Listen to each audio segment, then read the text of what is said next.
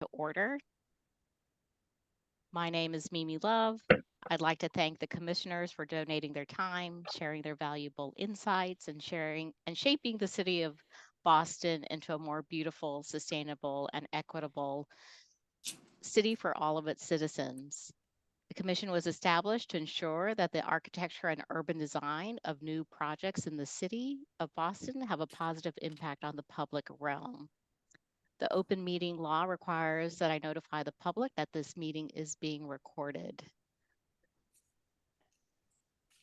And with that, I am going to do roll call for the commissioners that are in today's session. Amy Chambers, say present. Linda Easley. Present. Diana Fernandez. Present. Shauna Gillis-Smith. Present. I think Commissioner Haseen will be joining us later. Kathy Kotorides. Here. David Manfredi. Present. Catherine Morris, has she joined us? Bill Ron. Present. Laura Solano. Present. Kirk Sykes. Present. And myself, Mimi Love. Terrific. So next we have approval for the meeting minutes. There was 2 monthly meetings, June 4th and June 25th. I'd like a motion to approve those, as well as the June 18th. We had 2 subcommittees, Subcommittee A and Subcommittee B. So I have a motion to approve those minutes. So moved. A second. All right, I will call on you. Linda Easley. Yes. Shauna Gillis-Smith. Yes. Kathy Kotorides. Yes. David Manfredi. Yes. Bill Ron. Yes. Laura Solano. Yes. Kirk Sykes. Yes. And myself, Mimi Love. The minutes are approved. And with that, we move to a report from the review committee for upcoming projects. Christine, I'll pass it on to you. Thank you, Madam Chair, and good evening, Commissioners. I am delighted to join you this evening from the Planning Department. As you are likely aware, July 1st was our first day as the City of Boston Planning Department staff. In addition to Planning Department staff, the newly established Planning Cabinet now includes the BPDA Board, which will remain the city's planning board, the Zoning Commission, and the Boston Civic Design Commission. So I extend a hearty welcome to you all. While the Commission's operations have not changed, we ask that you be conscientious about using our new name and just acknowledge that we're all getting used to that. So, and with that, per the regulations of Article 28 of the Boston Zoning Code, Planning Department staff have prepared the following recommendations for your consideration.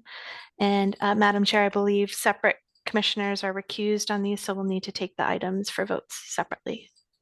Okay. A proposed project at 175 Russell Street, Roxbury, aka Drexel Village, seeking Article 80B or large project entitlement, contemplates approximately 346,000 square feet of mixed-use development, including approximately 217 residential units, 75% of which will be income restricted, qualifying the proposed project as affordable housing. A significant portion of the site, formerly known as Crescent Parcel, is controlled by the BPDA. Following an extensive public planning and disposition process, the BPDA awarded the proponent tentative designation status on November 18th, 2021. The proponent filed a project notification form on October 6th, 2023, and Planning Department staff hosted a public meeting on November 28th, 2023. Planning Department staff recommend that the Commission vote to review the proposed project. Commissioners, can I get a motion to review the Drexel Village project? So moved. And a second? Second. And I'm going to call on you individually. Linda Easley. Yes. Shauna Gillis-Smith. I should probably recuse on the vote. Okay, you mentioned the second project. So I was assuming the second of new projects, but it's this one that you're It's recusing? this project, correct. Okay. Sorry about that. Kathy Kotorides. Yes. David Manfredi, Yes. Bill Ron, Yes. Laura Solano, Yes. Kirk Sykes, Yes. and myself, Mimi Love. So we will review this later this evening.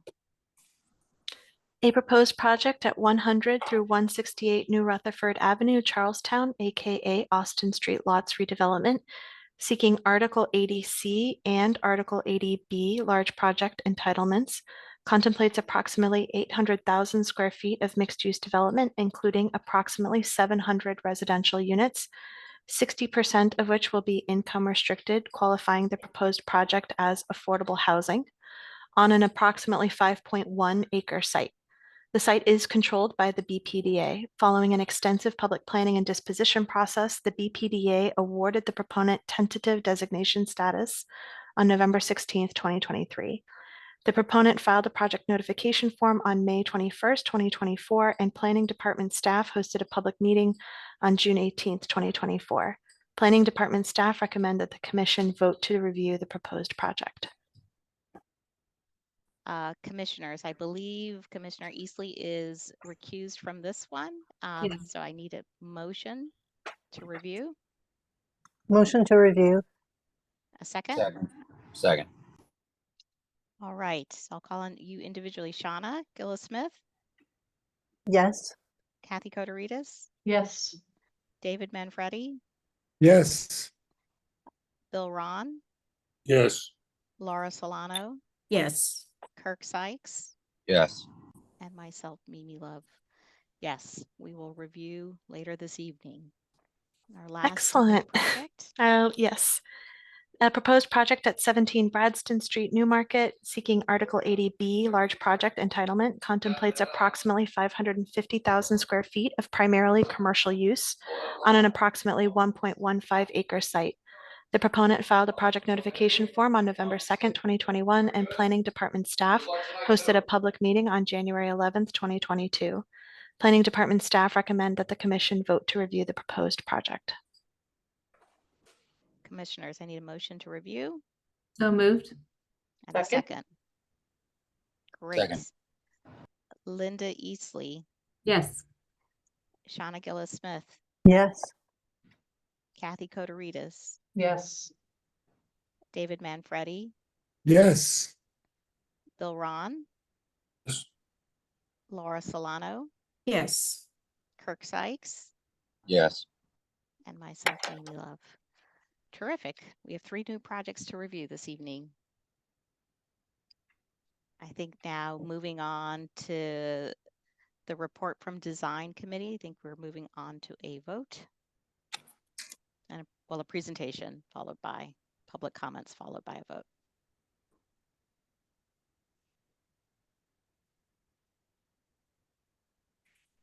Are folks from the proponent team Yes. elevated? Excellent. Well, I think we are looking for Leah, Chris Bridle, JP Charbonneau, and Deanna Lilla. And this is Kirk Sykes. I'm recused from this one. I'm sorry. Okay. I don't have see that Chris noted. Thank Bridle. you. Can you elevate Christopher Bridle, please? Christopher Bridle is elevated. Oh, there we go. Okay, wonderful. Thank you.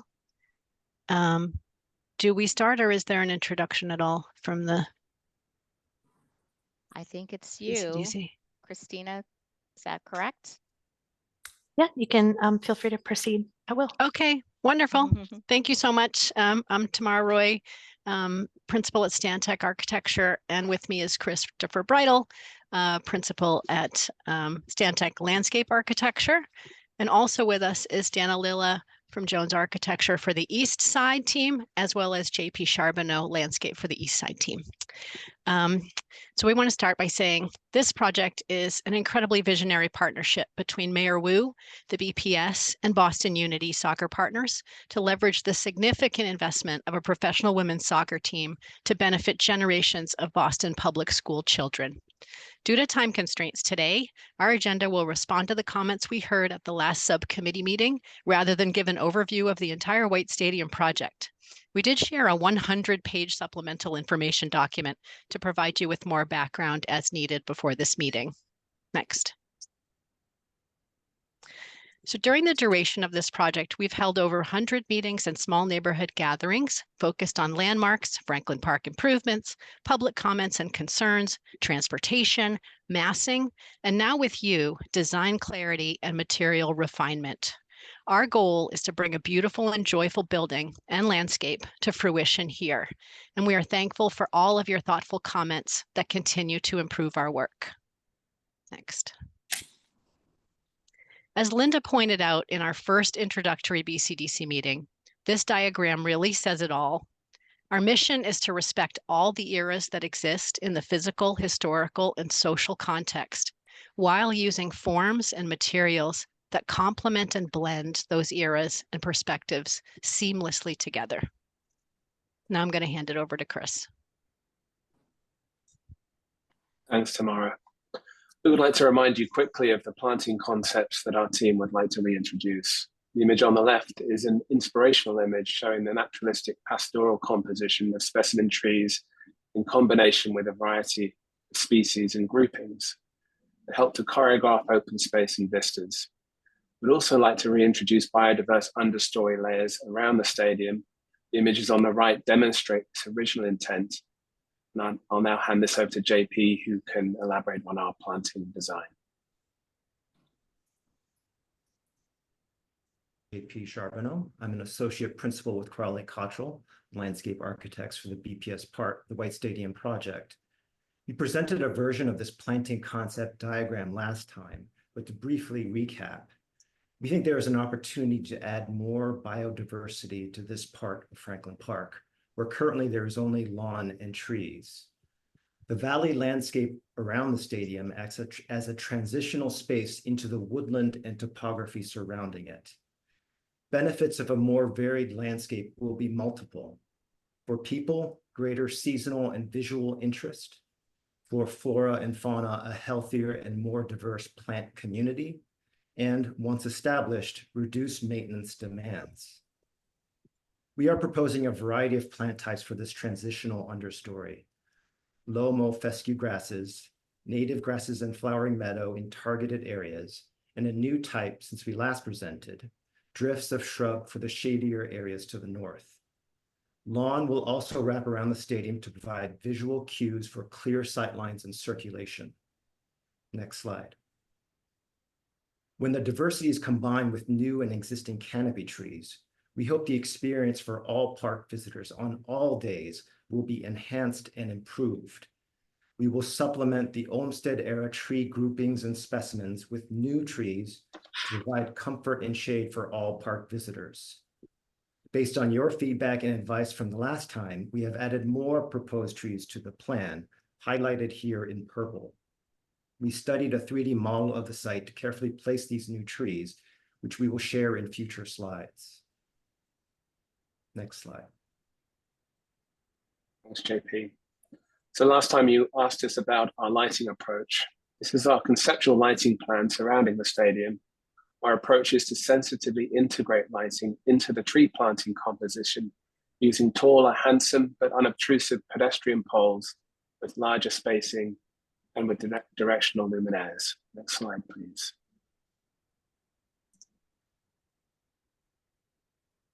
You also asked us last time to study trees around the stadium and in the grove to help envelop the stadium in the park setting while providing more shade.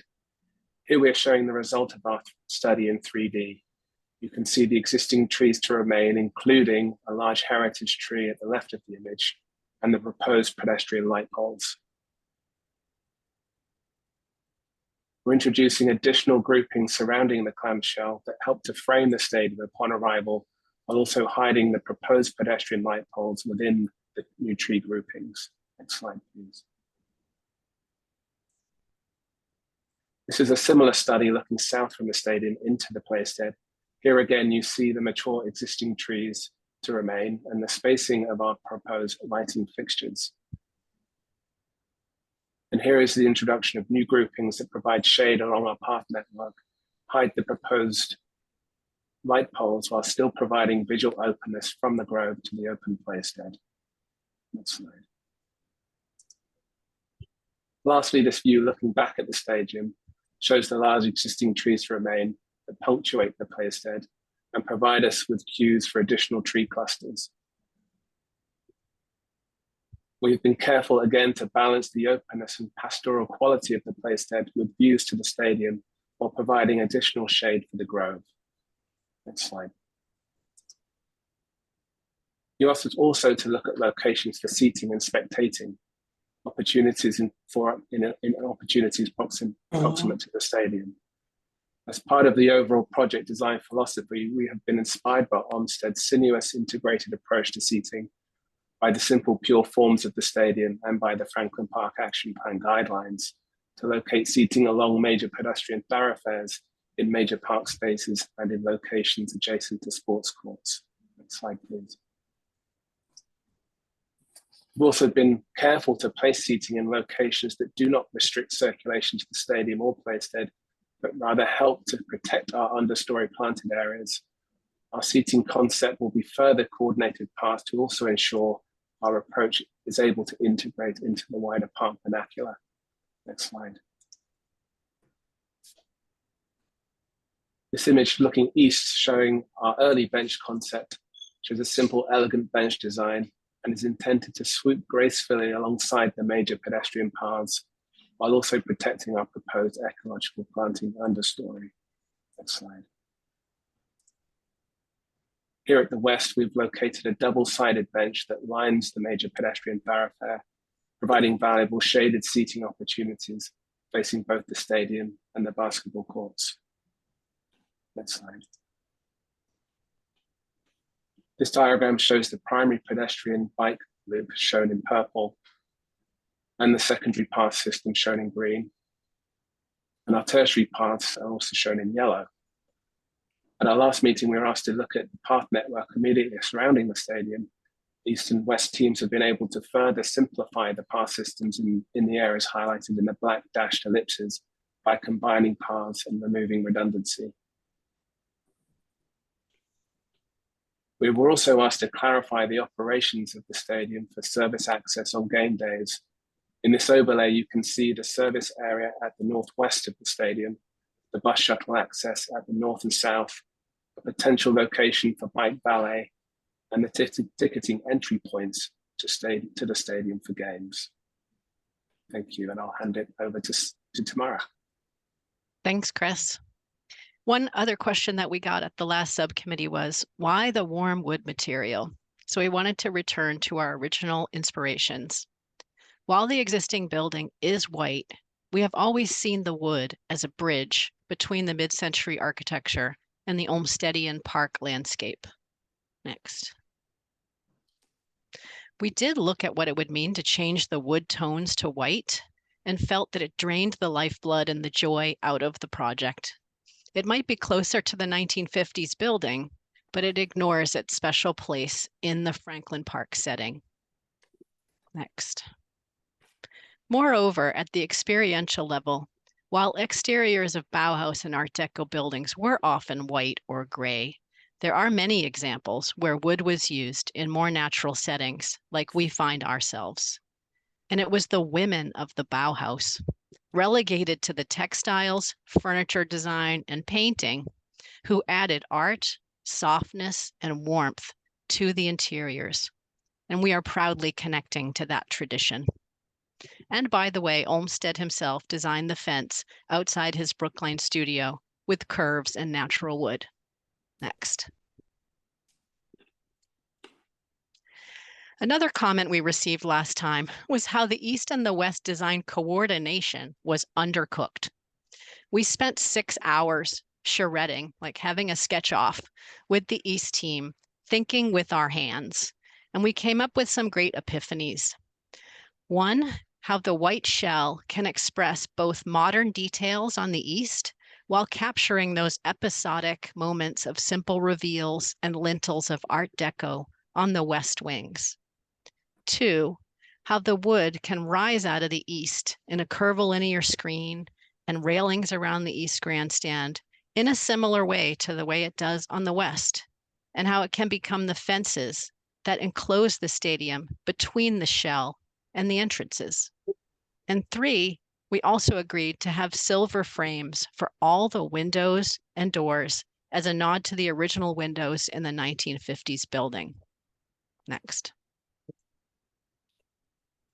When we investigated our diagram, as Jonathan had asked us pointedly to do, one thing we found was that the white shell wall that we were wrapping around the entire stadium was actually in conflict with the notion that the stadium opens up to the playstead. So here you can see we've decided to wrap that building in the wood tone walls all the way around to be more park than building related. And you can see the before image on the upper right where the white walls were still there. Next. So lastly, together with Dan from Jones Architects, we're going to present our final diagram that will guide us in the design development for both sides of the stadium. So the outer layer is the shell wall. It's white, smooth precast concrete material that's more modern on the east side, references the historical wall on the west, and is open on the south toward the park. And then the second layer is the inner layer, or the wood materials layer that Tamara previously presented, which builds on the curving geometry, but also introduces some variation where there's some flat panel wall surfaces, but there's also some screen wall surfaces to allow us to build in some variation of that second layer. And on the third layer, the seating bowls now curve at the ends on both sides. They have very similar profiles and heights, and they'll both have multicolored green bucket seats. And then the fourth, or the last layer, is the canopy, which is we've made a real effort to align our heights, even though our grandstands have kind of slightly different programs. And we're making a concerted effort to keep this very light in the material sense and kind of hovering over the unified grandstands. So in conclusion, what we've heard so often in our public meetings from students, parents, and coaches is how when the teams travel to the suburbs, they see incredible facilities. And then they come back and they ask, why do they have to make do with what they have currently? As one of the first 3 net zero carbon stadiums in the United States, the White Stadium renovation teams are committed to providing equal access for all to a state-of-the-art, healthy, sustainable, and resilient environment for many years to come. We thank you and appreciate your help in making that happen. Thank you, Tamara, for the presentation and others. Just as a reminder, Commissioners Lubenow, Kotoritas, Solano, and myself were at the last subcommittee meeting. We'd love to hear from you first, but by all means, commissioners, just raise your hand if you have any comments. Mimi, I do want to interrupt you 1 second. I think we also just wanted to have one final remark from Sammy, who is here to represent some legal context on the project. Sammy, are you able to unmute? I am, yes. Thank you, Diana. And thank you, Madam Chair and other members of the commission. My name is Sammy Nabolsi, and I'm counsel to the City of Boston and the Boston Public Schools on this very exciting project to bring a state-of-the-art facility to Franklin Park for Boston Public School students. And of course, the kicker, bringing a professional women's soccer team here to Boston. I was asked to join and just briefly remark, because I know that there have been questions in the past, and maybe there may be questions today regarding some of the pending litigation involving the project and what that might mean for permitting and the advancement of the project. And so I just wanted to briefly give a summary, because I fully expect you may hear about this during public comment today, and I'm also happy to stick around and answer any questions. But as folks here may know, in February of this year, the Emerald Necklace Conservancy and a number of individual plaintiffs filed an action against the city, as well as the team, challenging the project largely on two bases. One is whether the project is subject to Article 97 of the Massachusetts Declaration of Rights, and second, whether the project is consistent with the will of George Robert White, which is the reason that is important is the George Robert White Fund is the record owner of the parcel that's carved out from Franklin Park that holds White Stadium. Around the time that complaint was filed, those plaintiffs also filed a motion for a preliminary injunction to essentially prevent advancement of the project and also to prevent permitting of the project, and finally to prevent contracting around demolition and construction and design for the project. And that was fully briefed and heard. And I think the important part is in late March 2024, Superior Court judge ruled on the preliminary injunction motion, but most importantly, also ruled on the merits of the action. And in a very well-written 32-page decision, the Superior Court judge found that the plaintiff's claims, all of the claims around Article 97 and those challenging the project under the will, are unlikely to succeed on the merits, and the court did not enter an injunction. Those plaintiffs chose not to file an interlocutory appeal, which they could have. But importantly, I do want to give just a little bit about the status of the case. Plaintiffs, as in all cases, are entitled to discovery. Discovery of this case was scheduled to go out until February 2026, which for obvious reasons, especially given the finding that the case lacks merit, that was an unacceptable delay to the Boston Public Schools and also to the team. And so we walked into court. We asked for an expedited discovery timeline, an expedited trial to get this case disposed of, and that was granted. And so discovery in this case ends this December in just a few months, and we have a trial on the merits set for March 18th of 2025, and we hope to dispose of this case on the merits even before then if there are opportunities to do so. And I'm happy to stick around and answer any questions from the commissioners if there are any. But thank you very much for your time tonight and for your service and also for your consideration of this project. Thank you, Sammy and Diana. Very helpful to hear. Just a reminder to the commission and our audience, our purview is design excellence and how this project is addressing the public realm. So I think with that in mind, commissioners, I open this up for comments.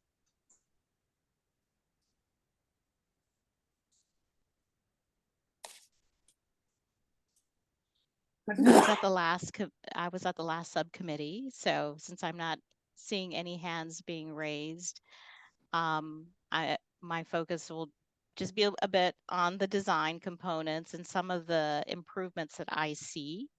And starting with the landscape, I think the proponent team has been very responsive to both the landscape and the architecture, and specifically the additional trees. I think we talked about shade in the last subcommittee meeting, and I think some attention to that has really been raised. But what I really appreciate about the landscape is the pastoral qualities that are being maintained. There's a really nice restraint that's happening, but yet improvements to the landscape that I think are going to really offset this project as a terrific asset to the community. And then I'll just follow up with the architecture. I'm really probably was one of the ones raised the comment about unifying the west and the east grandstand. I think the diagram that Dan and Tamara shared was really convincing that there is some very coordinated work going back and forth. We assume that will be continue to be ongoing. The wood question and how that was addressed, and I think that was really really smart to show us some of the work and the research that you've done, in particular Olmsted's, fence in Brookline. I know that well, and I think it is a good example, but I think the material could be appropriate. I do, recognize that the wood is going to change over time. And so I am curious what the intention is for that material. Is the approach, Tamara, to have that be preserved as a wood tone and maintained, or use a composite material, or is it to actually weather and to turn gray? It is just a question that I have. Yeah, I'm happy to answer it if you don't mind me jumping in. Sure. Yeah. Yeah, no, actually it's not wood at all. It's that's why we called it a warm wood toned material, which is an aluminum product. Yeah. Okay. So that it will stay the tone that it originally starts. It will not turn gray. And there are many, many tones that are available in that particular product that we're looking at. So that will be some of the testing that will go on, on site and mock-ups and such as we go forward. I think that's an important detail, because I do think, the transition of wood, natural wood, can add some complexity to this. I think those are my comments. I appreciate the materials study. I encourage, you all to continue to coordinate as you are doing. And with that, I'm going to ask Laura Solano. Thank you, Mimi. And thank you to the design team for being so responsive. I felt like you got the list and that you went one by one through it. On the architecture, it feels much more pulled together from all aspects. Relative to the landscape, I appreciate the extra trees. The only thing I'll ask you to keep considering is whether or not those trees are evergreen, and also to think about species in terms of what was historically there, as well as, Olmsted did a great job picking out trees, but not all of them are durable in our current era. So thinking carefully about that. But also, and I've talked about this a number of times, the topographic scene between the stadium site and the playstead below. I know that I think in the past we've seen some pillowing of that area adjacent to that gathering area adjacent to the south. Is it south entry? Yes, south entry. But I'd like you guys to look at that, continue to look at that and consider it as you go forward. It's a design detail, but one that I think you've invested yourself so much in respecting Olmsted. That's a major one, I think, in his design work. So I'll leave it at that, but thank you. I'm really happy with what I've seen today. Thank you, Laura. I will note that Commissioner Morris has joined us. I'm not sure, Commissioner Morris, if you saw the presentation, but I know you have the materials for the White Stadium that were circulated before the meeting. Feel free to chime in if you have any comments. And with that, I do think it is helpful to have your project up. If you could just pull up a site plan, or I'm going to hand the floor over to Linda. There's a particular drawing you want to see, Linda, by all means, chime in. There is. Tamara, can you put up the diagram? It's actually looking at the West Grandstand, kind of the proposed elevation view. Yeah, this one is fine. I agree with the comments that Mimi and Laura have already made, and I wanted to talk a little bit about this aluminum material. And I'm really persuaded with this warm wood tone concept. And looking at these two side by side is actually perfect. For me, it really helps the clamshell read as a strong diagram and as a strong presence, and then allows that wood tone to really demarcate what is new. And I think carrying that wood tone over to what are you calling it? The South Crescent. Seems like a great idea as well, because it just continues that concept of here's what's being added to the historic clamshell itself. The other thing that I'm really persuaded by in this diagram and some of the others is the fact that there's a really interesting juxtaposition that I'm kind of picking up on this time. So while you have kind of the original clamshell and then the lightness with this wood tone, you also have this really interesting combination of this kind of solid clamshell and the brightness and whiteness of that, coupled with this lightness of both the canopy and the wood tone materials. And I really encourage you to continue to think about that. For me, it is really working well. And again, helping to celebrate that historic part of the stadium. And last, I wanted to compliment you on that layering diagram. That was an incredibly helpful way to understand kind of the elements you're starting with and what you are contributing to the project and why, and how both sides now of the stadium are kind of joining together as a unified theme. So thank you for that.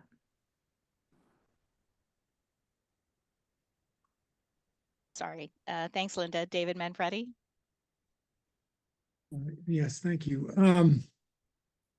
This is a wonderful project, and I did not see it in the last subcommittee. I remember your first introduction when we really only saw half, and I applaud the coming together of the parts.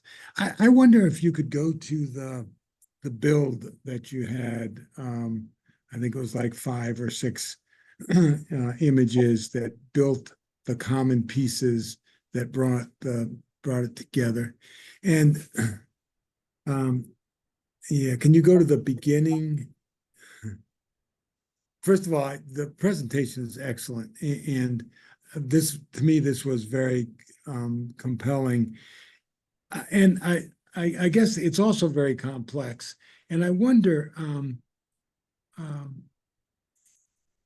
that there are multiple layers here, and there's multiple parts, and I do have just I guess maybe it's just a lack of absolute certainty of how the two partners in this enterprise, design partners, I mean, continue to work to pull the parts together. I'm not at all trying to make the East and the West the same. I appreciate the difference, but I just want to encourage you to continue to take the detailing through and around, so it is one building of different sides. And I think you've gone so far from where you started, and so far in a complex design relationship. And I applaud all of that. Could you build a couple more parts? And I guess it's just trying to understand that. So this is the walls and the rails, and you go to the next, and the seating. I wonder a little bit about geometries here and the relationship of the two sides, but there's probably more that I don't understand. And then the last part is, I guess, is the roofs. That's right. And again, the geometries of those two, which when you see them in that overhead plan, I wonder about their geometric relationship. I think all I'm asking is just, I urge you to continue this path of bringing the parts in harmony without making them the same. But I think you've come so far, and I appreciate how I appreciate your 6 hours of charrette to find the common threads that make it a single place, and I applaud you for that. And I'm sure you'll continue to work with the planning department. Thank you so much. Yes, Thanks. we will. Thanks, David. I saw you wrestle through the planning department, but you did it. Yeah, I did it. I did it. I'm proud of myself too. I'm going to pass it on to Shauna Gillis-Smith. And thanks, Mimi, and thanks to the team for the presentation. It was an excellent presentation. It's a very exciting project, and this is actually the first time I've seen it. So I'm not going to focus too much on things in case at the risk of contradicting my commissioners. But I two things I wanted to talk about was the color and the topography. Could we go to the view with the wood and the warm wood-like material? And everything that others have said about the materials, I echo. I did want to also applaud the very subtle inclusion of color in reference to the Bauhaus and the textiles, and really think that the idea of this coloration that's announcing the entry also, I think that greening of the seats with the level of color complexity also makes that strong connection in a subtle and elegant way, but also adds a level of greenness to the warmth and the clarity of the initial sort of wrapping of the white building. So I think that's a very beautiful and very subtle addition to the project as well. And then the other thing that I didn't, that I'm not entirely clear about is the relationship of the grove and the area around it to the Playstead. In some of the views, it looks, could we go to one of the views of in this particular view, it looks like a seamless extension out, but in another view, it looks like there is some differentiation between, this one still looks pretty seamless. And I certainly appreciate the addition of the trees, but well, without knowing the particular character and the intent of the grove and the Playstead, I do feel that maybe we could go to the next view, which isn't particularly of this area. I feel that some level of distinction in spatial distinction really helps to enhance the quality of the space and the experience of the space, so that it doesn't feel sort of overwhelmingly large and vast. So I think that that's something that could, unless I'm completely off base in my understanding, could continue to be looked at with the planning department staff going forward. But very exciting project. It's an important project for the city, I believe. Thank you, Shauna. I'm going to call on Kathy Coderitas and commissioners. That's the last hand I'm seeing, and then we'll go to public comment. But by all means, raise your hand while Kathy is talking if you have additional comments. Great. Thank you, Mimi. I too want to compliment you on how this entire project has come together and matured over the several meetings we've had, at least. I really appreciate the thoughtful design and the integration, really, of the historic elements with the century-old stadium, and really integrating this new vision with a mid-century stadium and a late 19th century landscape. I think you've done a really great job showing how a historic feature can be preserved and adapted without losing sight of past, while you're trying to predict and prepare for the future. And I think it's done really well here. The east and the west sections, which I did see, I believe, last time, I think are even more in sync this time. And I appreciated your sharing the way in which you've thought about this and your rationales and the evolution of your partnership dialogue. And I really like the materials that you are showing, both historic, but also the integration of a wood like material that I think is more reflective of context now. One thing I did want to ask a question around, and Tamara, pardon me if you've already talked about this, but the material of the white stadium, meaning the literal west grandstand, My understanding is that it's some sort of a white concrete. And I don't know if that is in fact true, but I wondered how you planned on making it white again, because at present it obviously is a very different set of tones, which all by itself tells a story. But I'm curious how you are planning on achieving the white that you're showing us. Great questions. And we've talked a bit with Landmarks about that as well. So our envelope consultant and preservation consultant has done samples. And what they found is that it's a plywood formed cast in place concrete, and it's a gray concrete. And there are at least 3 different white paints on it in its lifetime. So I think, the question we will work with Landmarks about is which white, right? And what, so, and we'll be doing mock-ups and such, but it definitely, as far as we could tell, was even originally painted white. It was not left gray at any point. Great. Terrific. And I guess I shouldn't go away without saying that I think what you've created here is really great space that will be enjoyed not just by professional soccer patrons, but I think by the community around it, and it will be an asset to those of us who frequent Franklin Park. Thank you, Kathy. Linda Easley, I see your hand up. Thanks, Mimi. Shauna reminded me of a question that I had. Tamara, can you put up the image looking from the Playstead back toward I think it's the West Grandstand? Yes.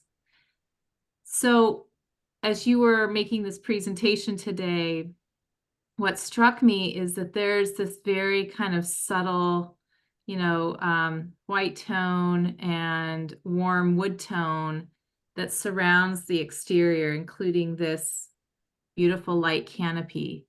And then when you look from the Playstead, in this view, that green, really bold green seat color seems to overpower the view. And so yes. I just was curious. That is not our intention, I have to say. Okay. And I thought about having it change at the last minute and it didn't get done, but that is not our intention. Our intention is these more soft tones that you see here in the seating bowl image on the left. Great.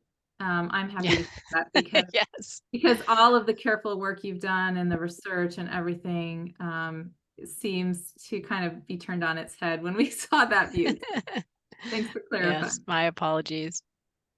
And since we're on the subject of color, I'm going to pass it on to Catherine Morris, but I just want to mention that I have, the existing door to the West Grandstand is red, or at least we've seen images of those red doors. And so there is some coordination of colors that I think, and as you continue to develop, you really want to think about all of these colors coming together. I think it's a more subtle comment, but I just wanted to get it in while we're talking about green seats. Absolutely. And I'll pass it on to Catherine. Well, Commissioner Love and Easley have taken a lot of comments, so thank you.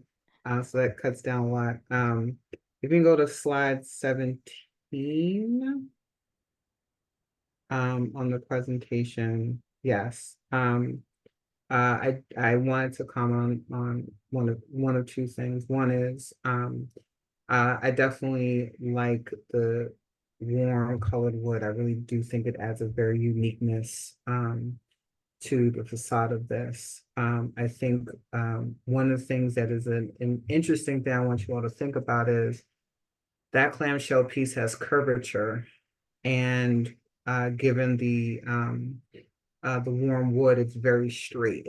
It kind of throws off the curvature of that clamshell. So just thinking about how to build the art into those wooden walls to complement that clamshell, so that it really does holistically come together in terms of an entire space, a singular space. That's like one thing that has been throwing me off. I think there's something where you can play with that a little bit more so that seems more cohesive in the design. Thank you, Catherine. Thank you. Laura Solano, I see your hand up. Yes, I'm so sorry to chime in, but Linda got me thinking about something. So could we go back to the view that Linda looked at with the seats? And then I think it's the one right before this as well. I want to kind of flip back one more. The one at the closer to the entry. I want to explain something about the topography because I'm not sure I've been clear about it, which is the topography in all of Olmsted's landscapes, but in particular in Franklin Park, is very sinuous and it makes spaces, and it also helps to frame views. And one of the things I think you need to be considerate of is that the building, the landscape is not of the building. The building is of the landscape in a park like this and historic. And so when you have the floor of the landscape seemingly an extension of the building, I don't think that's right. I think that it should feel as if they are really intertwined together, that they've had a conversation with each other. And so there's something that has continued to bother me as we look at the perspectives that go around the building. And I've talked a lot about the playstead, but I think it also bears some study on all sides of how that building hits the ground and how the landscape can hold it as opposed to the stadium sitting on top of it. So I'll leave it there. I hope I've been a little more clear. Thank you. Thank you, Laura. Thank you, Laura. I just do want to note that the understory planting not being shown here was a time constraint for us, and that was part of the intention, Laura, of the planting approach. But we hear you. Yeah, thanks, Laura. I think you're talking more, not so much about the planting, but the actual landform topography. Is that correct, Laura? Yes, I am. Yeah, we can certainly look at that. One thing we do also need to consider are these large existing trees around the stadium. So there's a fine line between, I guess. Yeah, and it's sort of, I think you know what I'm saying. I do, but I think it's those clearing areas in the south and in the north that maybe could really stand some more study. You need to get out some clay. You need a model and you need to get out some clay and play with this a little bit more, but that will come. Thanks, Laura. So Christina, I think we've heard all of the commissioners' comments, so we want to move this to public comment. At this time, we'd like to invite any members of the public in attendance who may wish to contribute public testimony to raise your digital hand, and staff will call on you. If you are calling in by phone, press the number 9 on your dial pad to activate the raised hand function and dial 6 to mute and unmute yourself. Please state your name and any relevant project affiliation information, and please keep your comments to 2 minutes. Lizzie will be working to promote each person who has their hand raised to co-host. So C. Kaliga, apologies in advance if I've mispronounced anybody's name. Are you able to unmute yourself?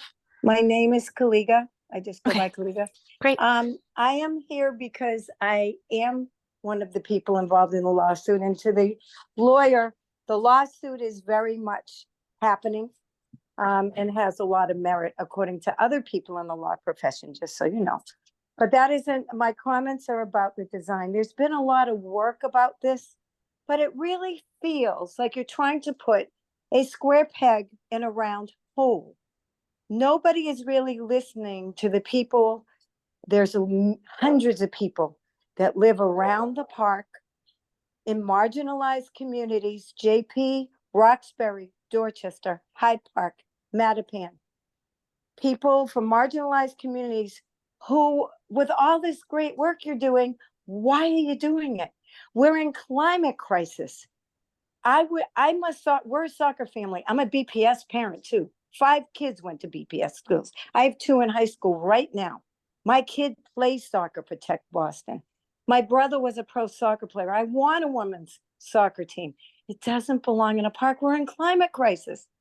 Every inch of green space is precious, especially in an urban area. And the fact that it's the jewel of the emerald necklace, why are we doing this? We're going to remove old growth trees to do this. Why would we bring in vendors and 10,000 fans traipsing through green space in these times? All this work, guys, why? This is an environmental justice place. And yet you are doing all this work to deface it. And it will do irreparable harm to the jewel of the emerald necklace. It really will. And how you could even think of doing this in these times is crazy to me. It seems like insanity. Why can't we think of a better place? Like Nickerson Field is built for this. And there are other places in the Boston area for this team. It doesn't belong in these times in this park or any park. Thank you. Thank you, Kaliga. Ted, I see you have your hand raised. Are you able to unmute yourself?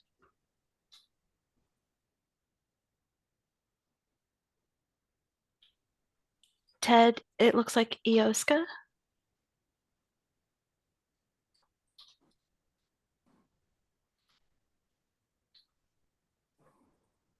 Ted, if you are speaking, we aren't able to hear you just yet.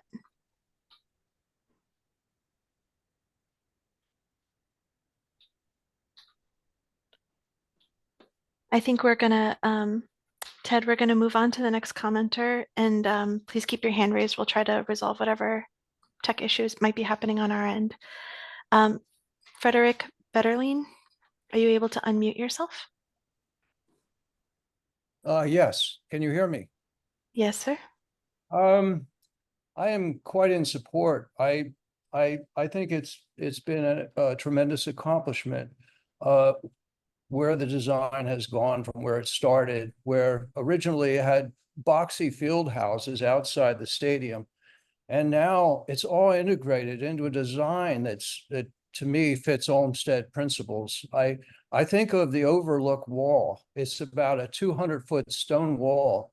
And I was just there this weekend, and everything is invisible. The stone wall is being torn apart by trees. Half the trees in the park are dying because they may be maples, they only have an 80 or 100-year life. And to restore the overlook, to restore the areas around the park, to regrade the playstead so water runs off, these are once-in-a-generation repairs. I mean, these are repairs that will last so long. And I think this effort is just going so far toward integrating Olmsted's vision with the vision of the stadium, which also is somewhat of a monument to the 1930s. And just combining all these things, I have to heap praise on you. And I'm going to continue to try to discuss with my neighbors and convince them of how important this is for the children of Boston. One question's been raised, and I don't know if you can answer it quickly, but the way the stadium had to be designed to fit the 8 lanes of track into the stadium, does it limit the visibility for some of the seats that overhang the track? Some of the neighbors in my community asked that last night, and we have a committee that's trying to look at the White Stadium and give a really good sound opinion of it. Could you answer that question for me, please? Mara, Would you like me to take that one? Yes. Sure. Yeah, the way the stadium is designed, Fred, is that the lower bowl is is designed for the track and field meets, and those are the seats that have visibility to the track. And then the upper bowl is more for the football games, the soccer games, and those are not just, Boston Unity soccer games, but all of the BPS soccer games as well. And how many seats are they for the lower bowl? So together with the fixed seats, there's about 1,200 of those, and then another 1,300 mobile seats, 2,500 total. That's Right. tremendous. I'd like to say one more thing. I had a few more seconds. When I first moved, actually, I know Eddie Burke, who ran Doyle's, and the people of his generation worked in the refectory. It was a concession stand, and kids worked. We had 2 stables in the Stony Brook Neighborhood Association. There used to be jobs for youth in Franklin Park, and it used to be much more active. And I see this and as well as the plans for the Grove as bringing the activity back to our growing city. And I think it'll help with jobs. It'll help, especially it's going to help kids. It's going to involve them and give them pride and have mentorship for sports. Thank you, Frederick. Thank you. For respect for other commenters, we'd like to move on to Karen. Karen, are you able to unmute yourself?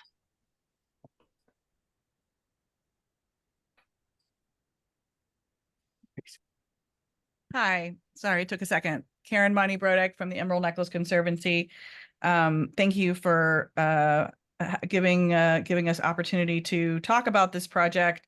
I do want to say that the Emerald Necklace Conservancy has invested over $500,000 over the last few years on tree care in the park, tree planting. Some of those trees are planned to be removed with the expansion of the White Stadium footprint as proposed, and another $250,000 to put in an electric facility that's powering the concerts tonight, the first time ever with the not using diesel fuels. The Emerald Necklace Conservancy is a big supporter of the park. We want the renovation of White Stadium, as does everyone that I have spoken to. But what you have before you, unfortunately, is not a project that has community support. And I hope you guys all got the letter that I sent on May 27th to your commission, and I hope that was distributed to all commission members. Can I get confirmation of that? Aaron, we're going to read the letter into the record tonight. Oh, so no one has actually read the letter or seen the letter. Is that what you're suggesting? It was circulated at a subcommittee, at a previous subcommittee meeting, but we would like to make sure that the full commission, that it has the benefit of being read into the record. That is incredibly important. And I would like to follow up on, I am not a lawyer, but I do want to talk about the fact the case is, unfortunately, and this is not anything that the Emerald Necklace Conservancy and 20 community leaders took lightly to bring this legal case, but the defense of public parkland, which is often subject to these kinds of projects because of the appearance of, quote, free land, is the thing that the Emerald Necklace Conservancy and community members all around the park felt they had no choice but to stand up to do.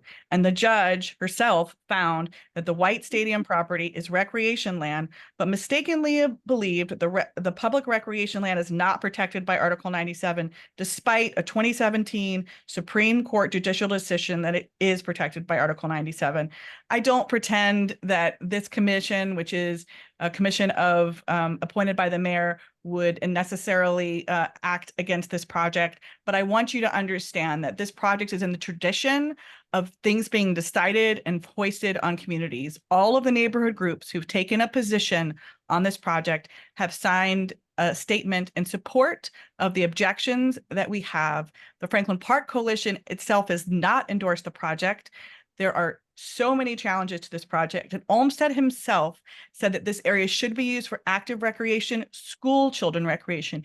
He explicitly pointed out how professional sports should not be cited here. So this is also not in line with the defining characteristics of the Olmsted landscape. And that is something that the Landmarks Commission— I think we have to stop. We've been patient enough. Thank you, Karen. In the interest of a full agenda, we need to move on.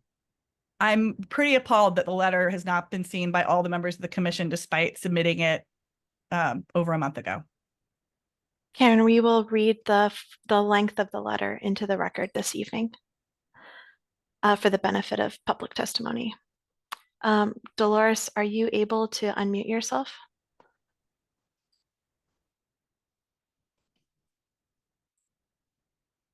Yes, thank you very much. My name is Dolores Bogdanian. I am a longtime Boston resident. I just wanted to express my support for the message that you just received from Karen Moni Brodak and the importance of protecting our public open space. I understand that your job is to review the design elements of this project, but I think it's premature. And I would actually recommend that the commission defer any action on this project until the legal issue is addressed. I think the Article 97 absolutely does apply. I was the attorney for the Department of Conservation and Recreation for a number of years. Protecting our Article 97 open space lands was the job that I did, and purchased land for that purpose. And monetizing and privatizing public open space land is against the tenets and underlying principles that are in Article 97 of our Constitution, our state constitution. So, and I think that the city's failure to maintain and care for the park or the stadium is no excuse and no justification for turning it over to private control and use. So I just recommend that the commission defer on this matter until the legal issue is addressed. And it's an important public policy issue that should not be ignored or overridden. Thank you. Thank you, Dolores. Joanna, are you able to unmute yourself?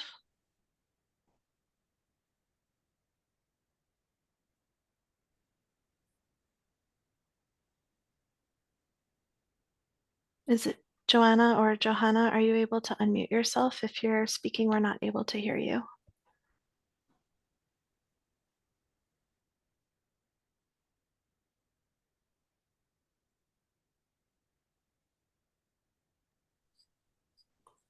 Joanna, I think we will move on to the next public testimony.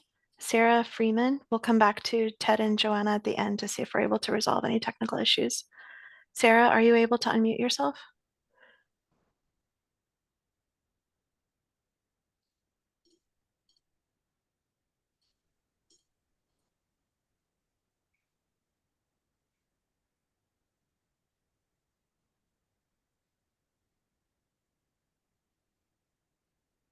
Sarah Freeman, we've promoted you to co-host. Are you able to unmute yourself? If you're speaking, we're not able to hear you.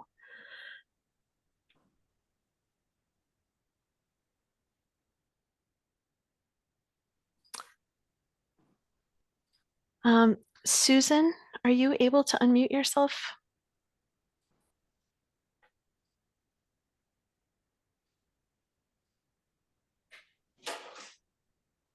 Sorry, Lizzie, are you able to unmute Susan? We should all be elevated.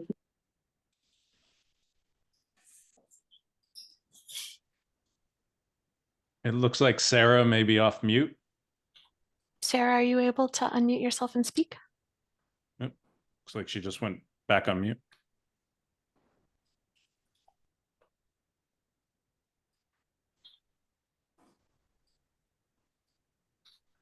Oh, can you hear me? This is Susan.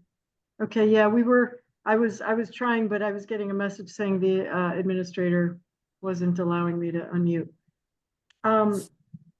Yeah, thanks. This is Susan Cebulski. I live on Rossmore Road,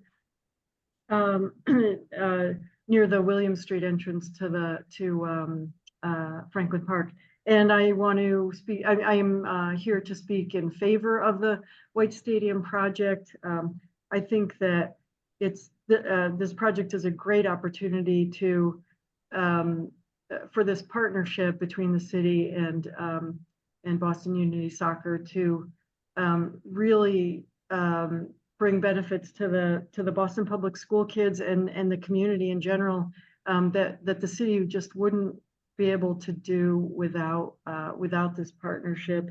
And I think the benefits are, we have the potential for widespread benefits, not just directly for the people who will use the stadium, but neighboring businesses as well, and jobs and people who are seeking jobs, as one of the other speakers said previously, jobs for kids, for example, and neighborhood residents. And I also think that the members of the project, or the participants, the project team, both from Boston Unity Soccer and from the city, have been really diligent in spending time with the community, talking and listening to what people's comments are, and then responding to those comments and suggestions. And they've really made a lot of changes to improve the project based on those on community feedback. I also want to just point out that, you know, some of you're hearing a lot from the plaintiffs, many of the plaintiffs in the lawsuit, and you know, I hope you keep in mind that they are well, you're a design commission. They're seeking you know, they're taking legal action for other reasons, and in some of the things that they say actually can be misleading. I mean, not all neighborhood associations around the park have actually even stated a position for or against the project. And the stadium is not going to be turned over to private control. The city and the community are going to maintain control over this project. So thank you. Susan, thanks for your comments. For folks who we've not been able to hear from, Sarah, Ted, and Joanna, it looks like Sarah and Ted are still promoted to co-host. If you'd like to try to unmute yourself, Joanna's promoted to co-host. Sarah, I see that you're unmuted here. We will put in the chat a call-in number for you to be able to call. I can hear you. I'm able to speak now. Oh, excellent. Okay. Yeah, and I just want to say, it just blows my mind that why is the chat disabled? I mean, you're asking me, am I unmuted? And you aren't unmuting me, so I can't answer you. I go to the chat and it's disabled. How is that a public meeting or any kind of publicly, like, how are we supposed to engage if we're not able to communicate through the chat? What's the point of the chat? So I'd like that on the record. Open up the chat going forward, please. It does not send a good message. People don't trust this process to begin with, but that just makes it even worse. I want to support the women who have been talking that are involved with this lawsuit. I agree with everything that they're saying. And I want to ask the design commission to ask themselves, what would Olmsted do? What would he want? You talk about this producing jobs, or someone else did. The jobs that this is really being created for, the concrete industry, just more money getting poured into concrete for these hard surfaces where there should be green space. And the idea that in 2024, when we've just passed a week, but at least a start of a tree ordinance, the city would consider or allow mature trees of any kind to be taken down for any reason, specifically in a park. It's not just insane, it's immoral. It really is. And anyone who allows for that, anyone in a position of power that votes yes when they know that might be one of the issues, it's like, you should be, I mean, like, do you have kids? Do you care about the climate? Do you care about the planet? Do you read? We need our trees. And especially in an environmental justice neighborhood, this would never happen in the Boston Common for many reasons. One being that it was protected early on because it was surrounded by rich white people. This park is the jewel of the Emerald Necklace. And the fact that the city didn't protect it early on and then strategically blighted it for the last 30 years shouldn't make way for this taking, this privatization of public land. That's what this is. And everybody knows it. So the design, I mean, the fact that we're even having this meeting when there's so much opposition, it's just, you know, it's just like, oh, you're wasting everybody's time. We're just, it's nobody really wants this. This is for the people that want this, the people that are going to be making money off of it. And I'm sure that includes lots of people on this call. So thanks. Thank you, Joanna, for your comments. It looks like, folks, if you have used the same registration link that somebody else has used. Sometimes it creates technical difficulties in your ability to unmute yourself. So if one person has joined the meeting using 2 names, we suggest you log out as one of those names to prevent that technical issue.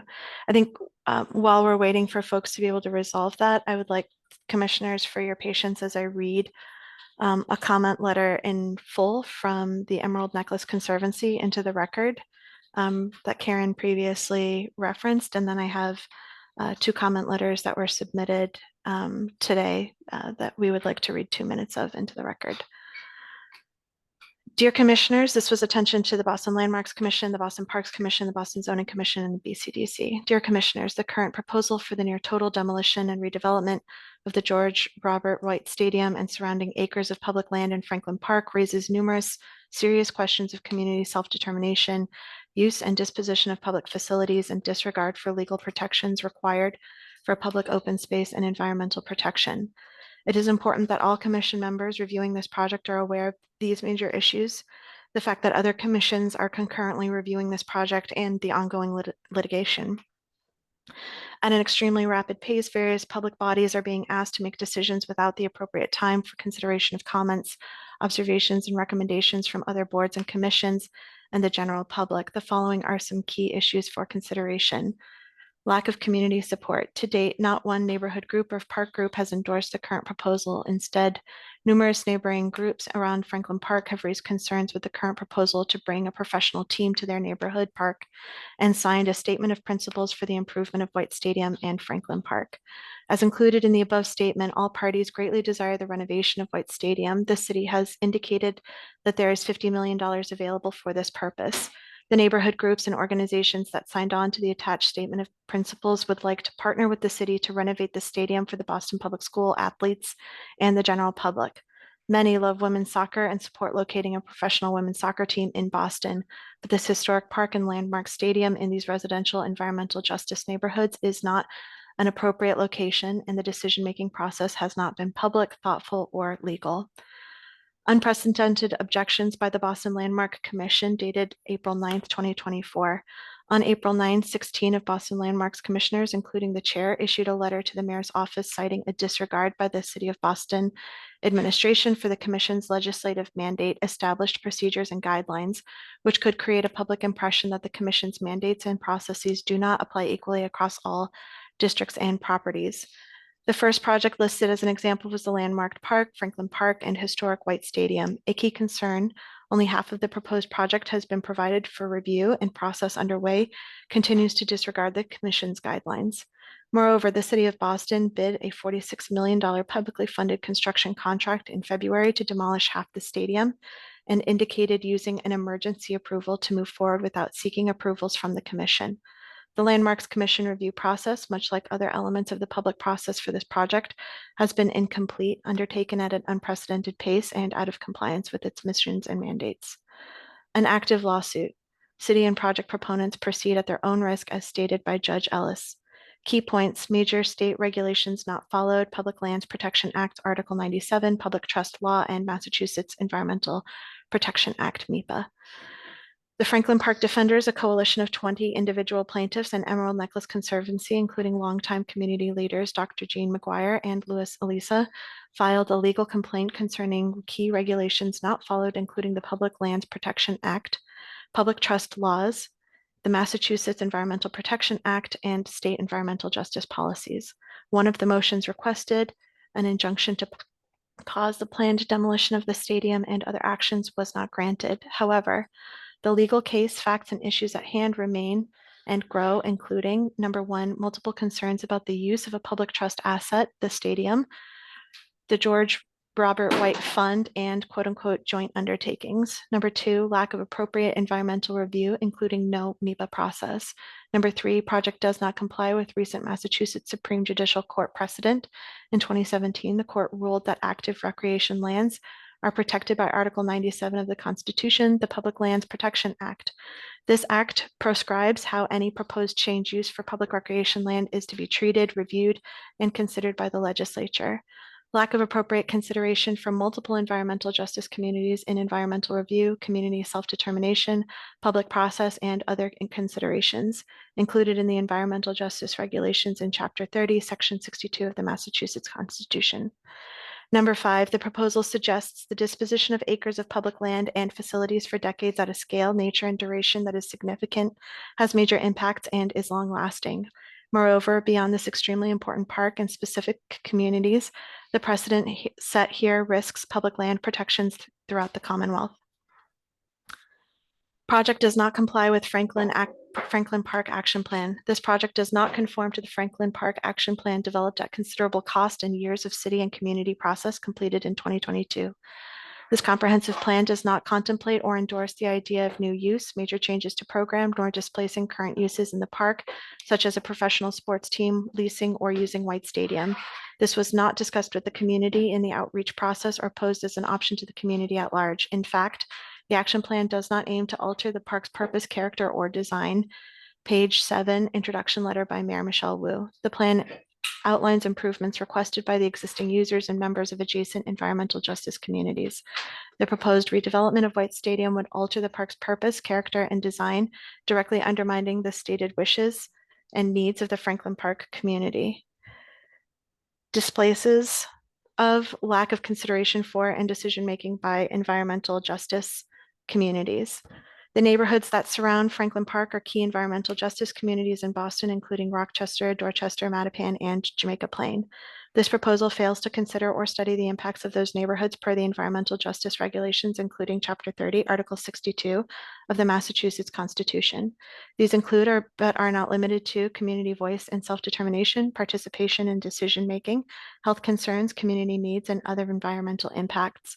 These include traffic and related air pollution due to the thousands of additional vehicles and shuttles, urban heat island effect, sound and light pollution, and ensuring continued access to the use and enjoyment of local and vital public recreation and health facilities.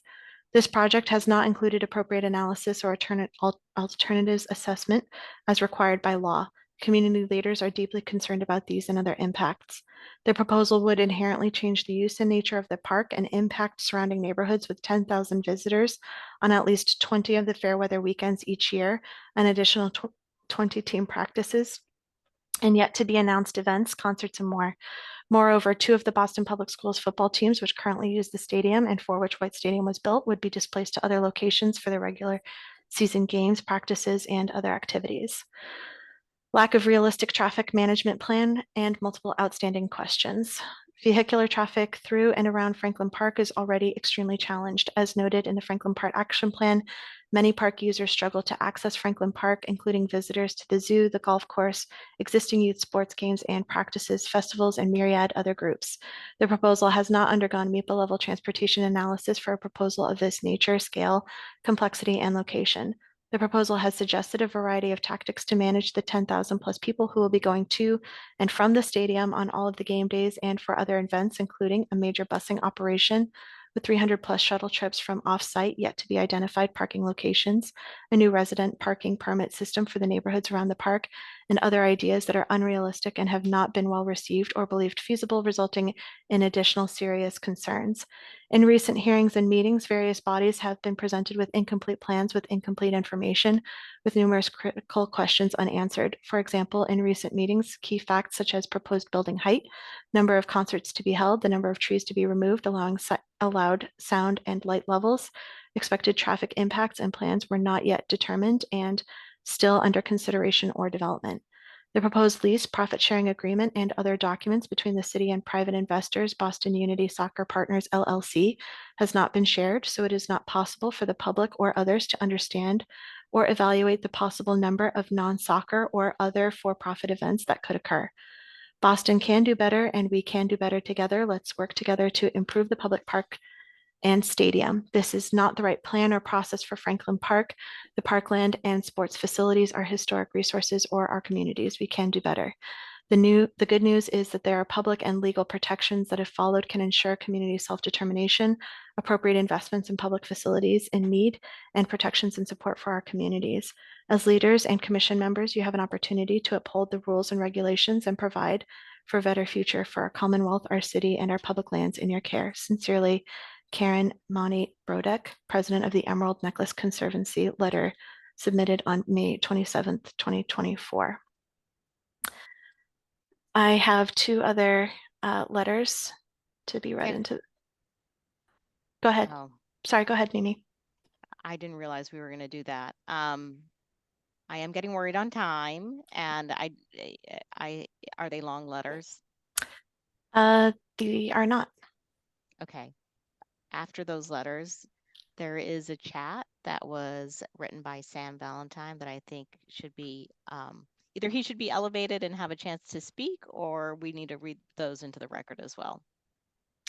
Yeah, Sam will be elevated and allowed to speak, I think, perhaps responding some points from that comment letter. This is a comment received earlier today from submitted by Carlos Diaz, resident of Roxbury. Dear Boston Civic Design Commission, please read aloud if there is time. I'm writing to express my excitement for the beautiful renovation of White Stadium, a space my children and I frequent throughout the year. I believe the designs will show the beauty of the park while addressing the much needed renovations of the area, especially the track, that have been needed since I migrated to the neighborhood over 20 years ago. This public space is invaluable to my family, and these improvements are essential for its continued use and enjoyment. During the summer, my kids and I spend a lot of time at White Stadium. Having food options available would make our visits even more enjoyable and convenient. It's encouraging to see the potential for small businesses from Dorchester and Roxbury to thrive with these new opportunities. I am particularly excited about the safer and better maintained field, which will greatly benefit my children who attend Boston Public Schools. They're not top athletes, but they deserve new spaces too. I've noticed fairs, catering services, and live music events already taking place during community events at White Stadium. These activities enhance our experience and foster a sense of community. Please support this project to ensure these positive changes continue and expand. Thank you for your consideration. And finally, Susan, who I believe was able to unmute and testify, but so was Karen. I'm just gonna, for consistency, read this as well. Hello, please find a letter I previously submitted to my city councilors in support of White Stadium. Dear City Councilor, I'm writing to express my support for White Stadium renovation project. This project would bring great benefits to Boston Public School students and to the community at large. Over the past few years, I spent time in White Stadium walking around the track up and down the bleachers on numerous occasions. I was appalled and am still appalled when I first saw the condition of this facility and understood that Boston Public Schools still depends on it for athletic activities. To me, it looks like a neglected site that was abandoned long ago. The product of the partnership between the City of Boston and the new professional women's soccer organization will provide vastly improved facilities and resources that will support our public schools' student health and wellness and will be a source of pride for all of us. Numerous benefits will also accrue to the community at large. We will have greater access to this beautiful new site that we currently have, White Stadium. The stadium and surrounding area will be able to comfortably host many more community events, and I think it will be fun to have a professional sports team in the neighborhood. When I hear criticism of the project in the media, at community meetings, and in personal conversations, it's often from community members focused on what they predict will be the negative impacts to themselves, especially regarding park traffic and parking. Community members rarely mention the benefits to Boston Public Schools. Sure, there will be challenges, but I am tired of letting cars dictate so much of our planning, building, and organization of our daily lives, and it is urgent that we move past that. I am also disappointed by the Emerald Necklace Conservancy lawsuit against the city for this project. The White Stadium project is a great opportunity. I appreciate the city's initiative to improve White Stadium and its surroundings through a public-private partnership with Boston Unity Soccer. Thank you for considering my comments. I appreciate your patience as we read all of that comment into the record. It looks like we have one more person's hand raised. Chair Love, did you intend for us to have folks who had chat respond, or would you like the rest of public testimony to proceed? I think why don't we let the rest of the public proceed here, public testimony proceed, but I do want to elevate Sam Valentine. I think he was trying to make some points as well. Peter, are you able to unmute yourself?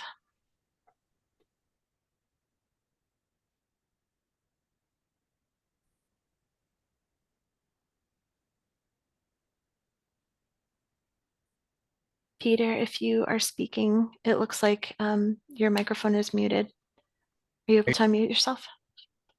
I'm Pete Fronholtz. Can you hear me now? Yes, sir. Oh, great. Thank you very much. Thanks for the presentation.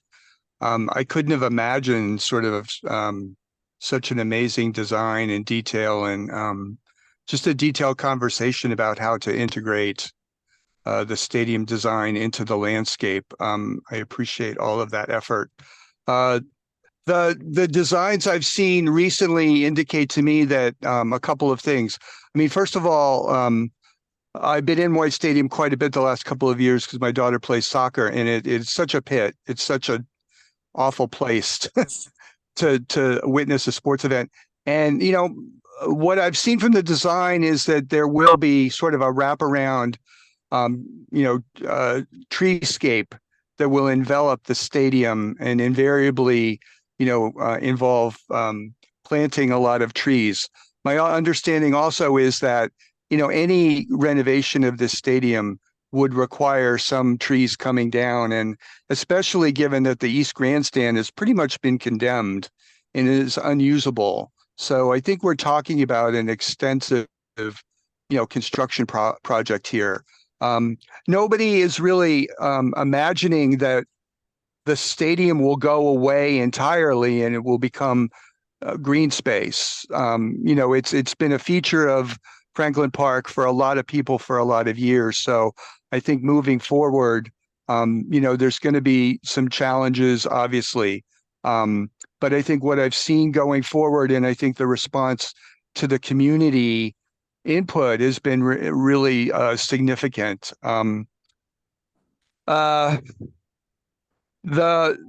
Just to talk about a few other issues, the parking plan in terms of parking restrictions is sort of tried and true. It's what has evolved out at Alumni Stadium at BC.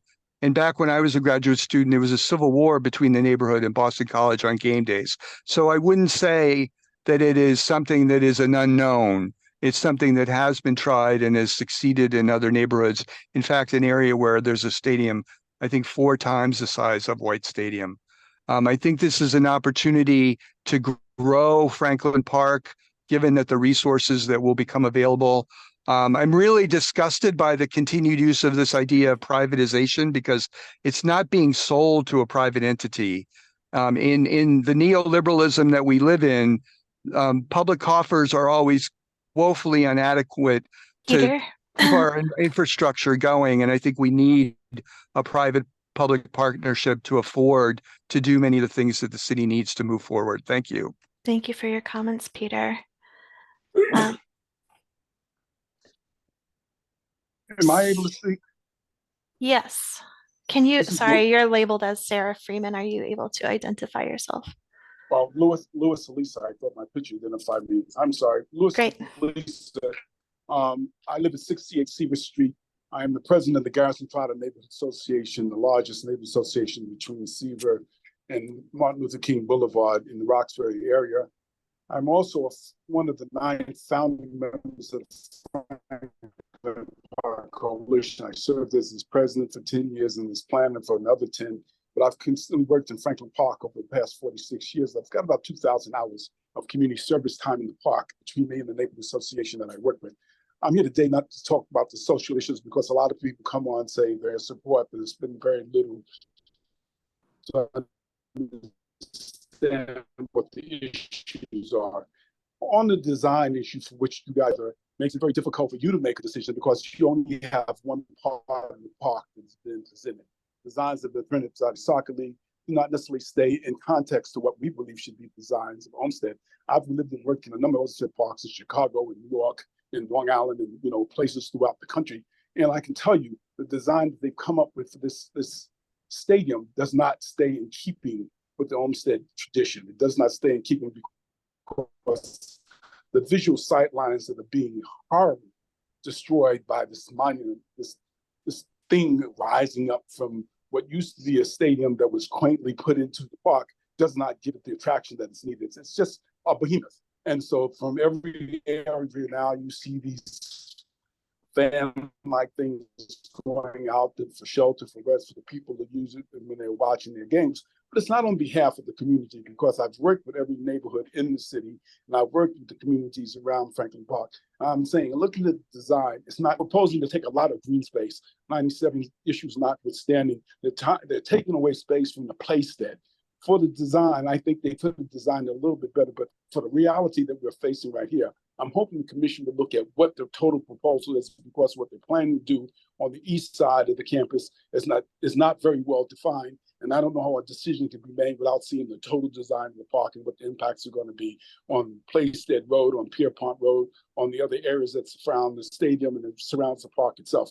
I'm hopeful that we'll look at it in the context of technology and context of what the commission has to do in terms of looking at design and how it fits into a community. All these other stories that they have about what's going to come in terms of jobs and opportunities, those don't fit to the discussion that we're having here today. Discussion has to be about how the design, what is being proposed by the proponents, really going to work on behalf of the community. Having been in this park, I think that they've not done the job they're supposed to do. Thank you for your comments, Mr. Elisa. Commissioners, at this time, I see no additional hands raised. I know Commissioner Love, you asked that we promote Sam Valentine. I don't know, Sam, if there was something you wanted to submit into the verbal record here, or if the comments that were put in the chat suffice. Yeah, the comments in the chat I can just paraphrase. So I'm Sam Valentine, Senior Landscape Architect with the Planning Department of the City of Boston. I just wanted to respond to two concerns that were raised in the verbal comments. One is the dozen recently planted trees on the west side of the stadium. We understand that those were a beautiful public-private planting effort, and all measures are being taken to preserve those trees. The current plan, 2 or 3 of them will be moved, transplanted slightly from their location, and the remainder will be preserved and protected in place. The other thing I wanted to respond to is the questions around the city's new public tree protection ordinance. Just to assure everyone on the call, the project is following in every way the requirements, both through tree removals and tree protection and preservation. That's all. Thank you. Thank you, Sam. Commissioners, I think we heard both sides, lots of concerns and lots of positive thoughts. I think we need to hear a motion. I'm asking if anyone wants to propose a motion based on, or, continue a dialogue amongst commissioners.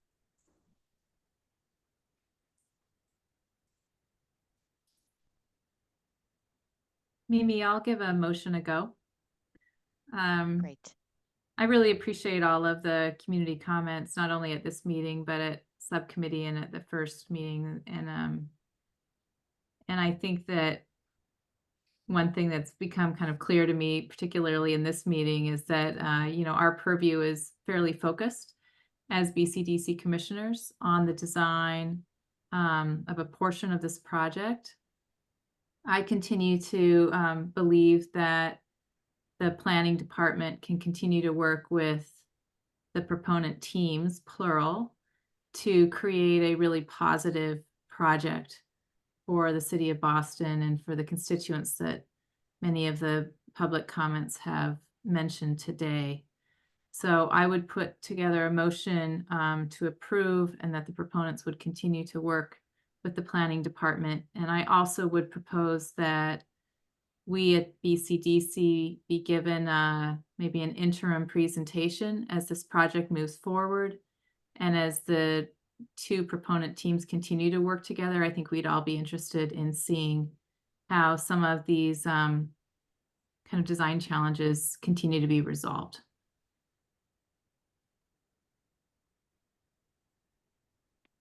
Do I hear a second? Or do we want to tighten up that motion, Linda? Because I do think that it was great to hear your feedback, but I just wonder if we should just tighten that motion a bit.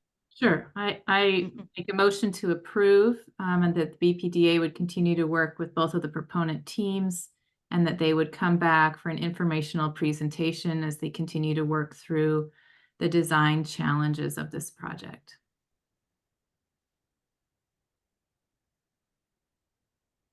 Do I hear a second?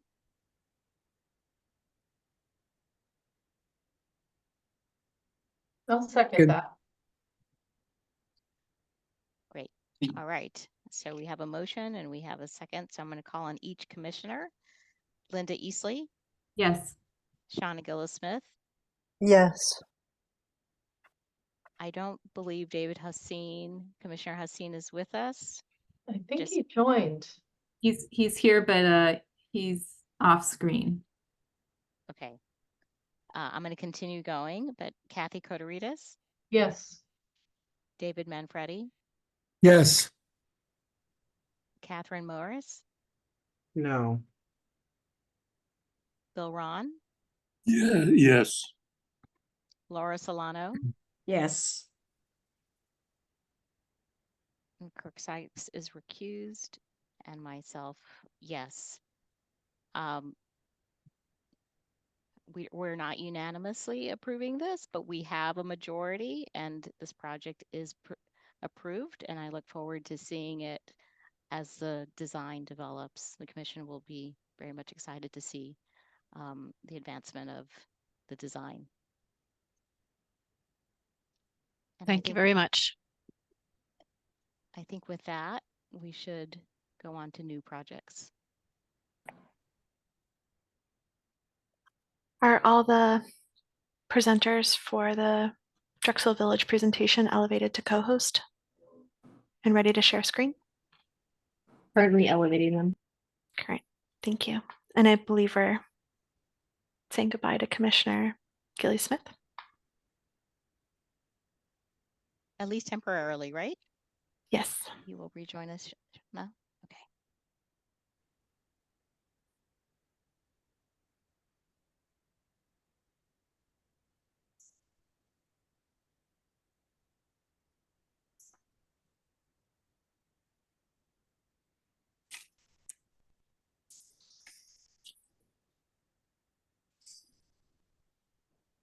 The proponent team can feel free to begin the presentation at the ready. Oh, I'm sorry, excuse me. We are first having a planning context by Amy Chambers. Amy, are you ready? I'm ready. Please proceed. Awesome. Fantastic. So thank you, and BCDC, thanks for hearing me out tonight.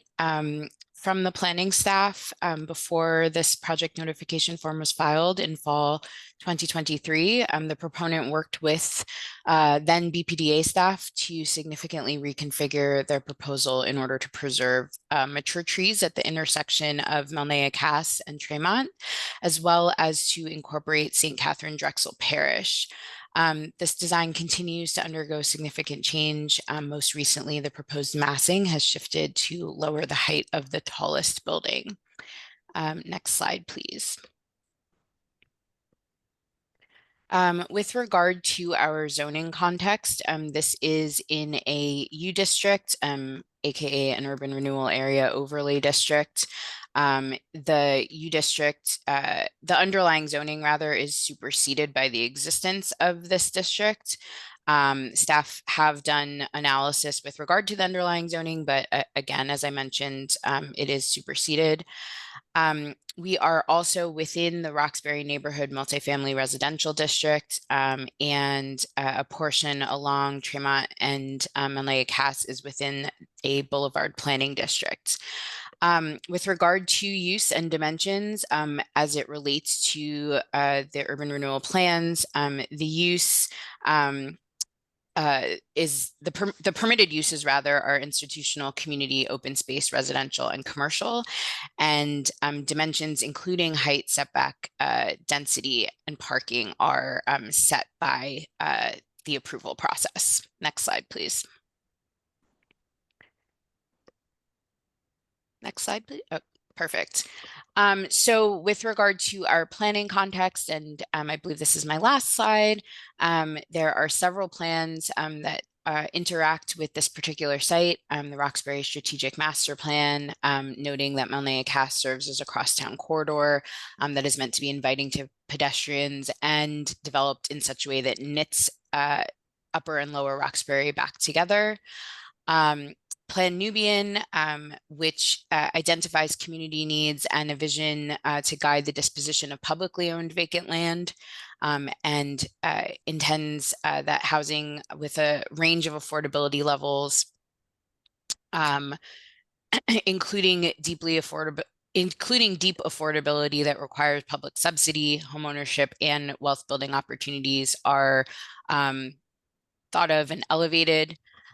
With regard to our transportation planning principles, we do note that the primary entrances of the building should be along these major roads, that vehicle access from Rainer Circle is desirable, and that compliance with the city's maximum parking ratios and bike parking guidelines is also a desirable outcome.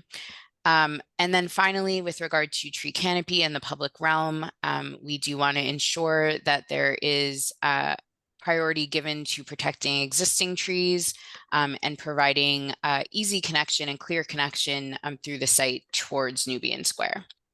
So all that for your consideration. I'm happy to take any questions if there are, or I will turn it over to Christina. Thanks, Amy.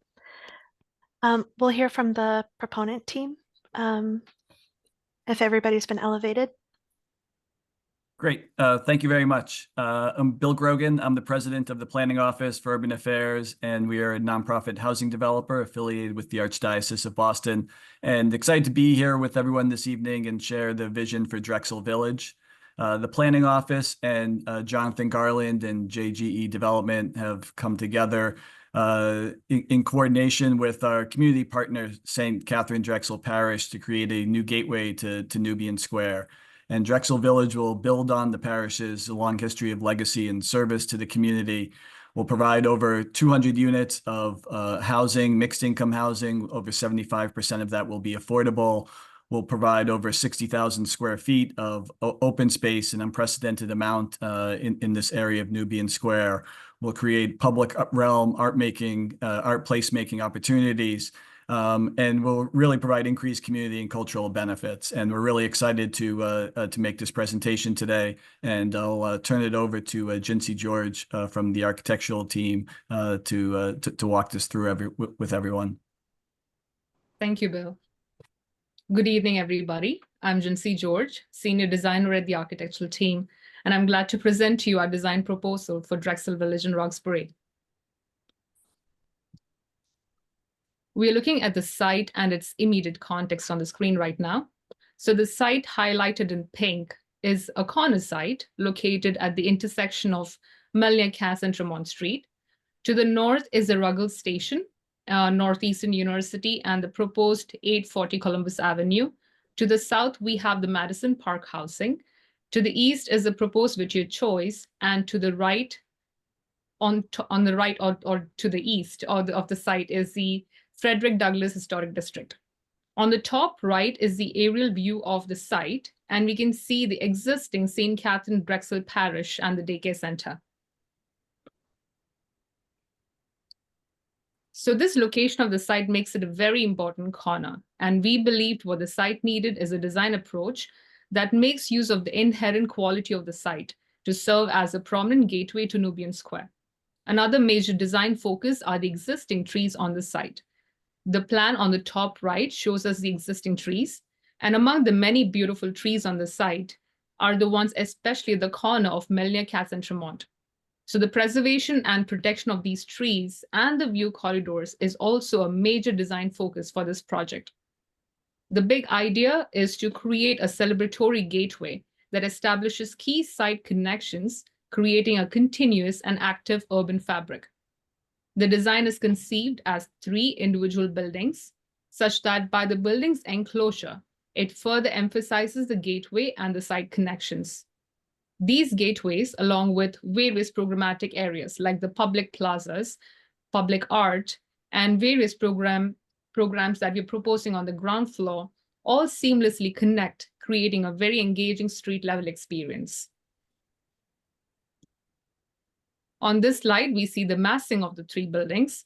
All the three buildings have a base, and as the buildings rise up, they step back gradually at the gateways to create a grand welcome gesture. The building base is designed to be proportionate to the street width and to the Whittier choice housing. All three building bases create a unifying datum at an urban scale. We have building 1 at 10 stories with 114 units, and we have building 2 that is at 6 stories with 63 units. So you can see the scale of the building from building 1 to 2, it steps down to match the scale of the immediate context. Building 3, which is the building abutting the church, is at 6 stories with 36 units. We also have a garage that is under building 2 and 3, housing about 60 cars. We're looking at the ground floor plan. The ground floor plan of all the three buildings are provided with programmatic spaces like lobby, lounge, and community spaces so that they promote opportunities for exchange and contribute for a lively pedestrian experience. The entrance to building 1 is from Ruggles Street. Along Tremont Street, we are proposing programs like the retail and community spaces to create an active edge along the street.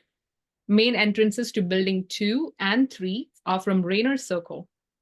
At the end of building 2, which is at the corner of Melnia Cass and Tremont, we are proposing community space so that it works in conjunction with the community space of building 1, activating that corner. The ground floor of building 2 is characterized, especially at the Raynor Circle, is characterized by direct unit entrances, main entrance to the residential lobby, and the garage entrance. Building 3 ground floor comprises of daycare and the residential lobby. We are also proposing the entrance to daycare from the Raynor Circle, and there is also a designated drop-off for the daycare from the Raynor Circle. I would also— that's a halftime warning. Yes.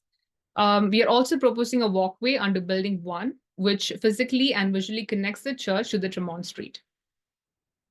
Over to Cesare to walk us through the landscape plans. Thank you, Jinsi, and good evening, Commissioner. Jinsi already mentioned the importance of the tree, and so we are definitely trying to keep them as much as possible. That's the main driver of the landscape. In addition to that, at the same time, we want to expand the neighborhood outdoor programming with the park for both residents and the large Drexel community. This neighborhood park will include different activities, such as different size gathering space, public art installation, a growing garden for the food pantry operated by the parish center, a children playground for the daycare, and a portion of it would be, of course, a passive park with pathways winding throughout the existing tree to respect their critical root zones. In the next few slides, we will look at some diagrams showing the park and the surrounding streetscape. Here we are looking at Ruggles Street and the plaza, that is the first gateway to the park. What you are seeing here in terms of streetscape is the Ruggles Street reconstruction project that we are tied into. And so the cycle track and the sidewalk has been already built. The Drexel project will further improve this pedestrian experience by expanding the public realm on the two sides, or at the two ends of the church. On one side with the gateway, that is a small plaza that is stretching from the church, where we see this glass facade designed by Jinsi's team, to Tremont Street. On the other side, there is a seating area that will serve both the church users as well as the daycare users. This culture that you see in these and other diagrams are just placeholders, because for the past year, a community-based process to select the art and the artist has been underway through the Elma Lewis Center. In the next slide, we see the view from Tremont Street. And here we are proposing a 28-feet wide streetscape activated by the ground floor use of building 1, that is retail and community room. Here we are proposing a bike share station, bike racks, different seating opportunities, new street trees, a large permeable surface, and a 10-feet wide pedestrian zone. We're also working with the city of Boston to design a bike lane that will be connected to the other city plan bike infrastructure on Tremont and Melnia Cass. The next slide, we will look at Raynor Circle. On this side, the streetscape improvements are more related to the more residential scale of this side of the neighborhood. And so we are proposing a continuous 6 feet wide long pedestrian zone plus furnishing and frontage zones. In between building 2 and 3, we have the second of the 3 gateways to the park. And in the eye level view, you can see the winding paths underneath the trees that is creating the system of path that is creating the true block connection on the other side and at the intersection between Melnia and Tremont that we will see in the next slide. So along Melnia Cas, there are several existing mature trees, mainly oak and London plane tree, and this will be preserved thanks to the setback of building 2. Between building 1 and 2, where we have this third and last gateway to the park, there are 2 significant mature European elms who are living there, and we are trying to preserve them. The final design, of course, of the walkways will shift slightly based on the exact location of the roots and of the roots location and the depths. We have been working with an arborist to determine the health status of this tree, and we are still working as a team to make sure that this preservation strategy will work. And now I can hand it over back to Jinsi. Thank you, Cesare. We're looking at the main gateway view of the project. So we have established that this is a notable site that is embedded in Nubian Square's transforming urban fabric. So we wanted to come up with a design development that stands proud in the present, but also leads into tomorrow's cityscape. Let's, as we go through the views, we can see how the design has drawn inspiration from local precedents, understanding how materials and massing can provide a sense of order to the users and the surroundings. We are looking at the site standing at the corner of Tremont Street and Melnia Cas. As you can see, the building rise above the base and it gradually steps back to make that grand welcome gesture. It also encloses or frames the beautiful existing trees at the gateway and accentuates the view corridor, visual connection all through the site.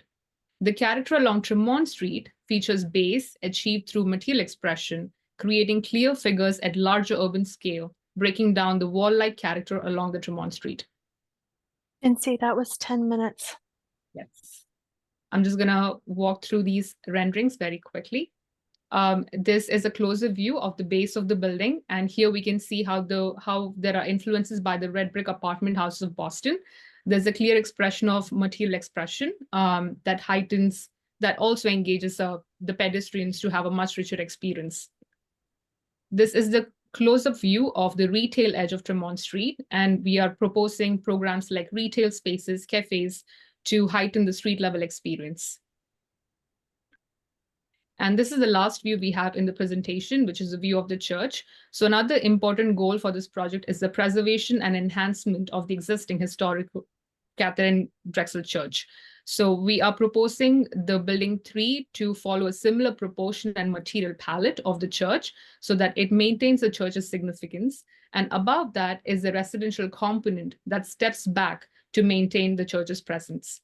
So to summarize, the materials, massing, and details all work together to create a design that becomes a new landmark or a new celebratory gateway to the Nubian Square. Thank you. Thanks, Jinsi. We're going to flip now to planning staff, Megan Richard. So Megan Richard, Senior Urban Designer, who's been working on this with a few of my colleagues that are here tonight. So since some of us have been working on it since we took the RFP out to the community for drafting. So this is one of the planned Nubian parcels. And the number one, as we worked through that community process, as was mentioned, the number one requirement was the preservation of existing healthy and mature trees in this area. That the community really identified that as the number one urban design principle that they wanted to follow, was making sure that we were able to retain as many of the existing mature trees as possible. And that it would help to create a welcoming gateway through open space to any new development at the site. And clearly, it was important that that open space be open and welcome to all of the public and not to privatize. We go to the next slide. Thank you. In terms of the site plan, we've been working with them to ensure that the welcoming design is not just at the corner at Tremont and Melnia Cass, but really at those other, gateways into that open space. So from Rainer Circle and from Ruggles. And so recently, as we've been working with the team and they've made some design changes in response to feedback that we gave, the opening to the open space between buildings 2 and 3 off Rainer Circle has been narrowed. And so we just want to make sure that that stays a very open, welcoming area. And we also have been talking about, as some of the massing has changed as well, making sure that we are reconsidering and thinking significantly about the programming of the open space and the different elements to make sure that they're located where there won't be shadow impacts, and that we are making sure we're, as we change massing around, that we're thinking and making sure the programming of the open space works with that change in massing as well. Next slide. And so in terms of building design, we've been working with the team on the material selection and application of the materials and how they are working together to be cohesive across all the buildings, but obviously each building have its own distinct character, and understand that we need to make sure that we're developing a clear logic for the building elevations that front each different side. Obviously the buildings are, front the public streets, but they also are fronting that important open space as well. And we want to make sure that, of course, so this is a Plan Nubian parcel. It has the majority of the units will be affordable units, working through working with our colleagues at the Mayor's Office of Housing. And so we want to make sure that the building design that we're reviewing and approving is aligned with the budget constraints, and that we are truly able to move forward and have this project move quickly through the process and get under construction as soon as possible. So I think that was Thank you, Megan. Oh, actually, I'm sorry. One more. We on building 3, I would say that is one of the buildings that has seen the most significant change, and the massing was recently changed as they worked on things further. And one of the I think it's great, they highlighted, we're very excited that the church building is being retained, and we just want to keep working with them on the relationship between the existing historic church structure and the new building, and really make sure that that works well together. And then we, this is also an area where obviously, Tremont Street and the massing and height that works there is, vastly different context than the more residential nature that is off of Rainer Circle, that is the Madison Park Townhouse development across the Rainer Circle, but also you have the Whittier Choice housing that has been redeveloped just across Ruggles. And so making sure that we understand the updated context and how this is going to fit within that as well. Now I believe that is the last one. All right. We turn it back to you. Thanks, Megan. Commissioners, any comments? And if we can have the proponent bring up the presentation, maybe we start with a site plan. If anyone has any comments, raise your hand. Linda Eastley. Thanks, Mimi. Thanks for the presentation. This is an exciting opportunity. I wanted to just pick up on a couple of the things that Megan had brought up in her narrative and also her slides. And Megan, I appreciate those comments. I think one of the last things that you had mentioned was kind of foremost on my mind, which is that I would really love to see in subcommittee more context for this project. I think taking some of those perspectives from further away so that we understand the adjacent development would be incredibly helpful as we're trying to understand building heights and materials. So I would love to have the proponent team bring that back to subcommittee. And I also, this was in Megan's slides, but it was also slide 13 of the presentation. Jincy, can you bring that back up? One more, maybe. I had written down slide 13. Yes. So as you took us around the site, one of the areas that I really want to understand better is this one. So as you're maintaining the church, that parish house, introducing a daycare program, and I'm looking at this view, I'm concerned about the way that building 3, which is on the right-hand side, is hitting that parish house, is hitting the church.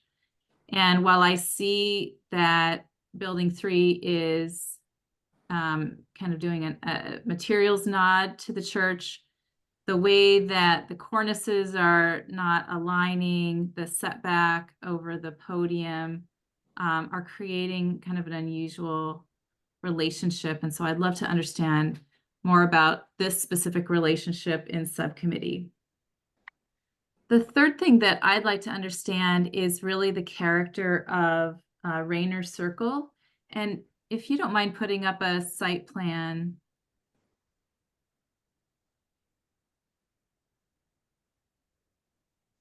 Yes, so what struck me as unusual is that the back of Rainer Circle is actually within your property line. So I'm assuming it now is used as a parking area. But I think that there is an incredible opportunity here with complete streets and other urban design tools to create Rainer Circle and that extension that goes back into the site, essentially toward Melnia Cass, into something that could be a really beautiful roadway and passageway. And I'd like to understand how that works for both vehicles and for pedestrians. And then the last comment I had was about the integration of site materials throughout this project. And you can see it a little bit here. And Cesare, I completely understand your comment that some of these are placeholders as you're beginning to design and work through the complexities. But I'd love to understand how someone coming into the site knows that this is a block that has been designed holistically. And so the paving, the canopy trees, some of the open space, I'd like to understand kind of the thread that goes through all of those. And particularly here on Tremont and Ruggles, which is also going to be another major gateway. I'd like to understand how that works together. And I did have one more comment, and it was actually from Megan's first slide.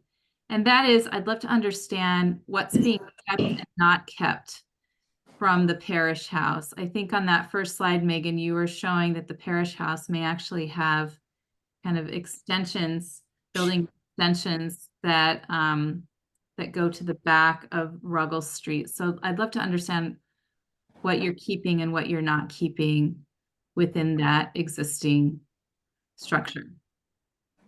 Thanks. Thank you, Linda. Catherine Morris. Thank you. So I want to stay on this slide. One of the things I'd like to understand is the anticipation of, given all the development in the area, where you're anticipating the most traffic or where people are going to enter this space.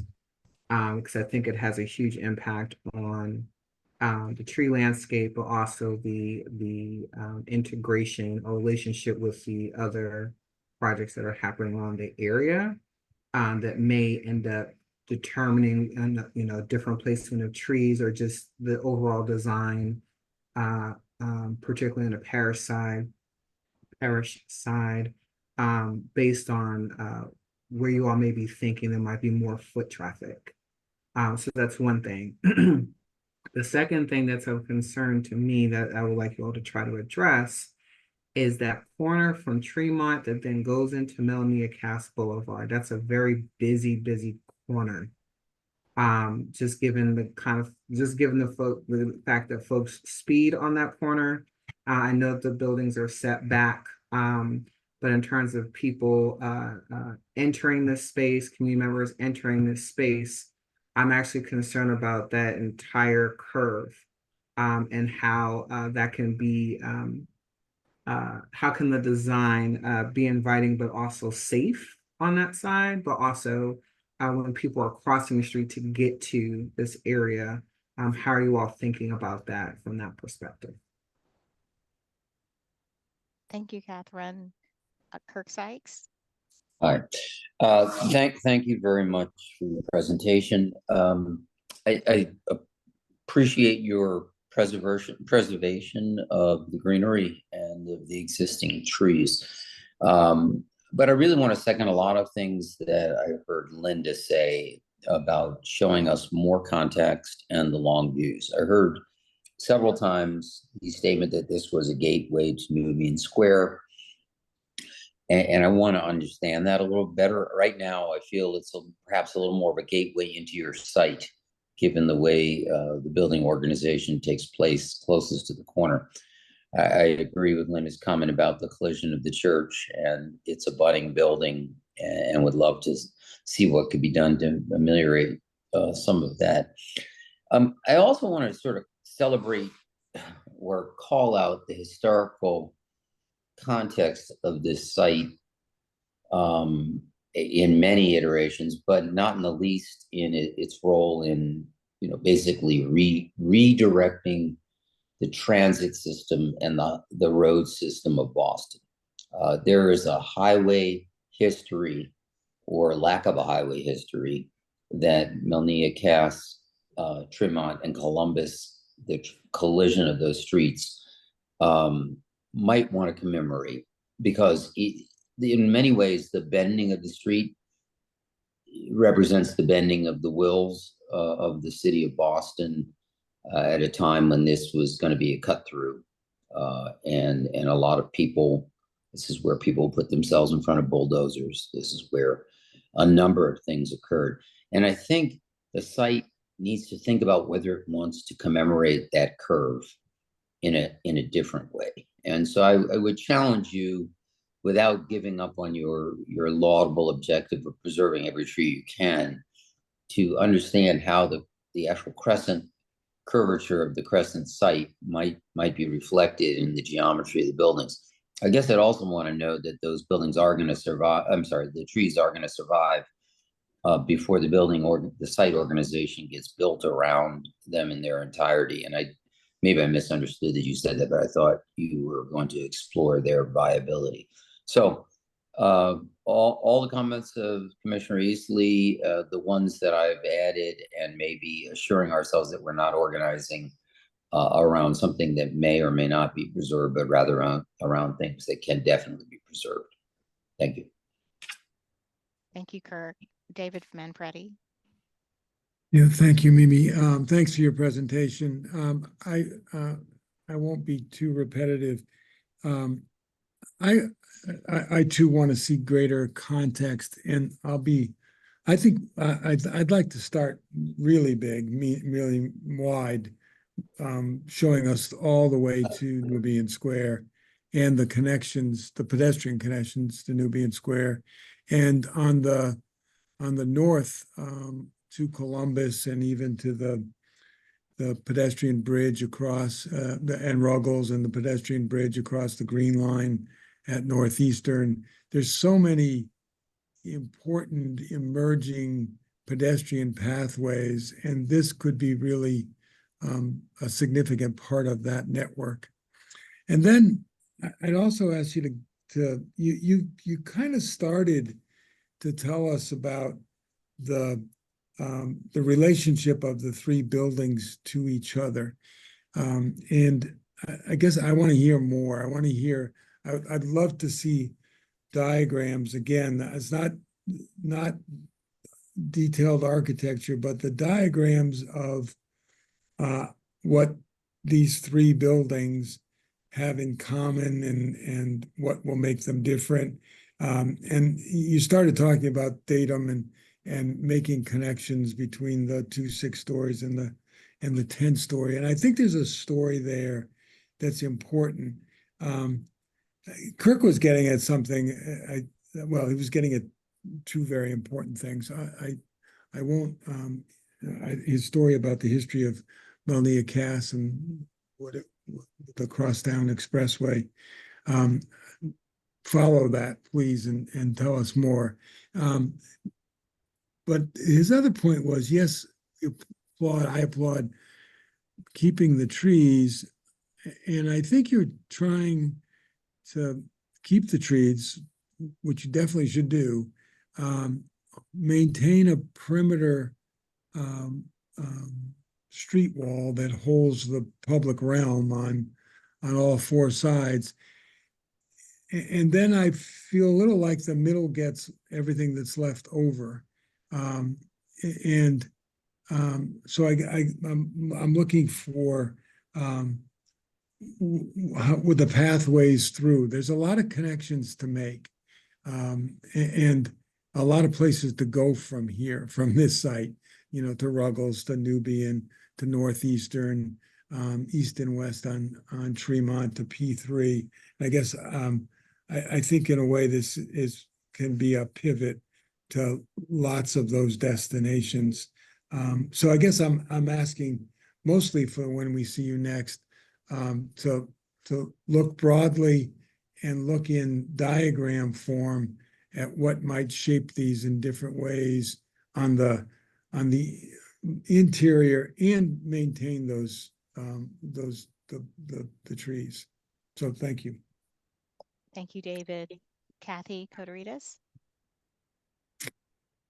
Great, thank you. I'm so excited that this parcel has a burgeoning vision and a plan coming forward. It's been a very long time.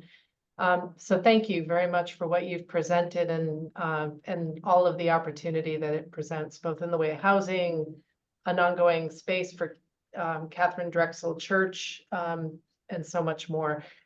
On the church portion itself, we talked a little bit, and Linda's comment I echo on the connector between the building at the corner of Rayner and Ruggles to the parish house. But I'd also like to understand your design choices on the opposite side facing Tremont Street.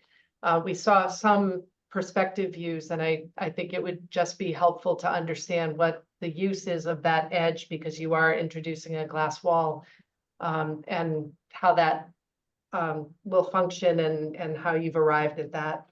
I'm also interested in this idea of gateway to Nubian Square, and this is a direct shot to Nubian Square, and I think this is the opportunity to help bring people across Tremont Street to walk in a more at a lower scale area into and probably a safer way into Nubian Square. I guess I'd like to understand the way you may be seeing that gate, that entry, and what will bring people across the street up Ruggles as well. And to that, along that same line, there's many different avenues and walkways through this site. I'd love to understand where they're all taking you, particularly from the Tremont Ruggles, Tremont Melnia Cass periphery into the site. Where exactly, and you can talk about this in committee, where will you exit in the center of Rayner Street, or Rayner Circle rather? What's happening there, and what is that edge experience actually? It looks like a roadway, and then all of a sudden there's a jog in the parcel, and yet is the roadway continuing, meaning the circle, or is something else happening further down toward Melnia Cass, the Melnia Cass edge of Rayner? And where do pedestrians go? Can they cut back to Melnia Cass? I think it would be helpful to understand how you see people moving through the site and why. But all in all, I think this is a terrific presentation, and really looking forward to seeing next steps. Thank you, Kathy. Bill Ron. Bill, I think you're muted. I don't know why. Yes, now can you hear me? Yes. Thank you for your presentation, and you've taken on a difficult site, of course. And I'm not going to go through each of the things that have come up, starting with Linda and then with Catherine and others, all of which seem to me, and I think people are being a little too nice, rather major concerns about this project. And I know you're going to come to committee, but I'd like to urge you to do some serious rethinking of the way this is organized based on all the critical comments you've heard in the last half hour. You know, the relationship of the church to building 3 is problematic. The relationship of the gateway, right, with the fast moving traffic coming from Tremont to Milneacas. All of these things are so fundamental to the essence of this project that I just urge you not to just come back at the next meeting with a minor shifting of these buildings, because I think you really need to do a serious rethinking of the urban plan here. And I know that's not something you want to hear, but I think if we're going to fiddle with minor changes, we aren't getting to the essence of all the comments that have been made so far. So that would be my strong urge to the petitioners. Thank you, Bill. Laura Solano. Thank you. And thank you for the presentation. And I so appreciate getting 1.5 acres or so of open space. But on that, I think we need some more clarification of how that open space is working relative to the buildings themselves. I understand that you've shown the major entries, but there are also secondary entries that go into the building. And in an effort to kind of get people everywhere, there seems like a preponderance of paths that may not be necessary. It's hard to understand how each of these spaces serve the buildings. And the other thing is the community, because I'm assuming with all of the connections to the neighborhood that you anticipate this becoming a neighborhood amenity as well as it should be. And I'm not quite sure how that's being encouraged and what happens when you get here. It's always great to have a space to visit, but the truth is that people need to have a reason to go and seek out landscape spaces. I agree with all of the comments. I'm not sure how the crossings work in those major entries. I can see on the existing that there's some crosswalks around the site, but I'd like to better understand how the major thresholds into the space work with the surrounding neighborhood as well. You didn't mention this, but is the project going to be phased, or is this going to happen as one project? It will happen as one project. It will not be phased. Okay, great. Thank you. So I guess I'm just to summarize, I'm looking for how the landscape serves both the buildings, its relationship, how you get in and out, what each of these spaces could afford the neighborhood as well as the buildings. And just a better understanding as well as with the perimeter. I know that there were a number of perspectives, but the landscape seems a little thin on the perimeter. So I'd like to understand that a little bit better too. So thank you for the presentation. I'll look forward to talking with you in subcommittee. I think those are all the commissioners' comments. I'm just going to add that I think you got some excellent feedback. I think there is work to do, and I think I agree with Bill. It's not small moves. It's really big changes that I think need to happen. And I'm going to outline a structure of how I think we should review this project, starting with really zooming out. understanding the context, understanding all of the circulation paths and opportunities for this to really feel embedded and tied into the city. I think some real focus around the surrounding, including projects that are either in construction or have been approved, should be part of that first initial meeting, so that we're really understanding the surrounding context.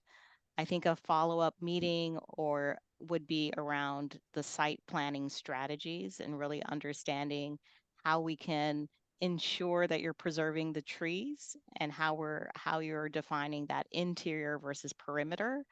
I think would be a good and access to the site. I'm really concerned about your entrance into the lower level parking that abuts Melania Cass and really putting a blank facade on the lower level. I think that's a not a great strategy for activating this site that you know starting to be designed more as defined as a pivotal site rather than a gateway site. And then the last review I think should be on the architecture. I think what you showed us today is a starting point, and I think it needs a lot of iterations and a lot of discussion in subsequent subcommittee meetings. And I think with that, we should see if there are any public comments. At this time, we'd like to invite any members of the public in attendance who may wish to contribute public testimony to raise your digital hand, and staff will call on you. If you're calling in by phone, press the number 9 on your dial pad to activate the raised hand function and dial 6 to mute and unmute yourself. Please state your name and any relevant project affiliation information, and please keep your comments to 2 minutes.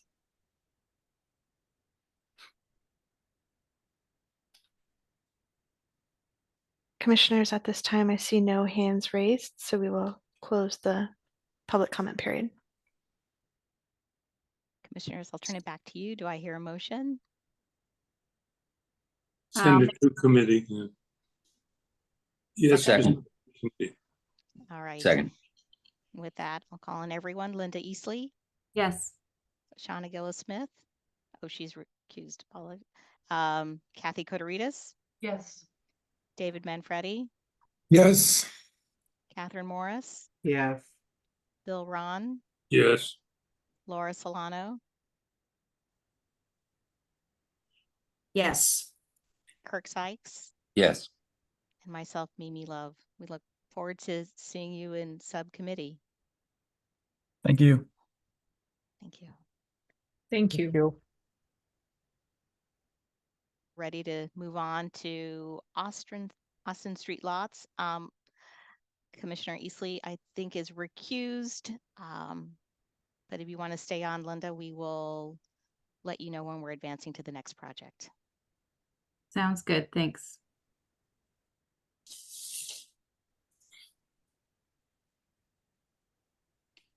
Next slide, please. Thank you. So this particular project, the Austin Street lots, is a part of a redevelopment and association with Plan Charlestown. With regard to the project broadly, the site includes 4 mixed-use buildings or proposed mixed-use buildings with publicly accessible open space and playing fields on city-owned land that is currently used as surface parking. As part of this analysis, staff looked at Article 62 of the zoning code, the Charlestown Neighborhood District, the mixed-use sub-district, the Seafraud Coastal Flood Resilience Overlay District as well. And I will ask if we can go to the next slide, please. So Plan Charlestown was adopted last fall with zoning following shortly thereafter.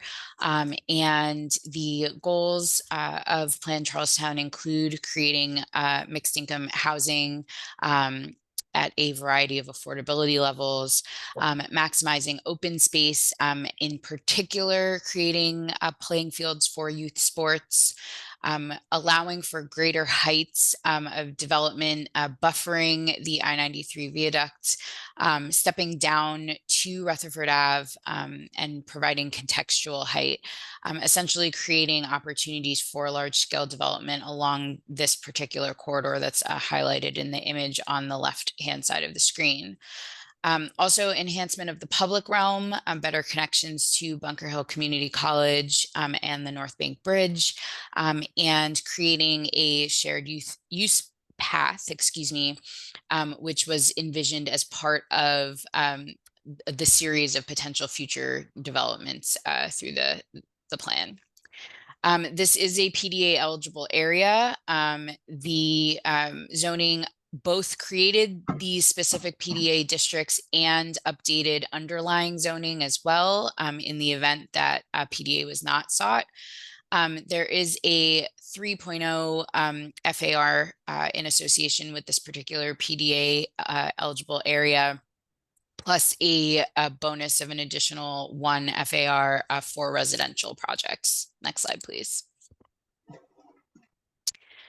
And then broadly, just for context, the site is immediately adjacent to the community college station, and a reconstructed North Washington Street Bridge will provide access to downtown via transit lanes, expanded sidewalks, and separated bike lanes.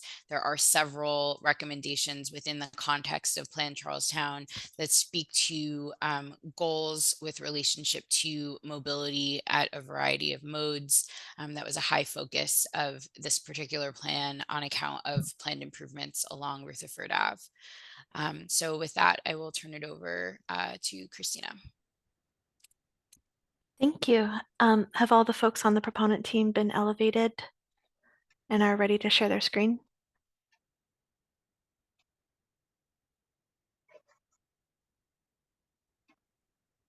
This is Kendra Halliwell. Can I, may I share my screen? Let's see. Okay. We can see your screen. Go ahead. You have 10 minutes. I'll give you a halftime warning. Great. Kenan, are you here?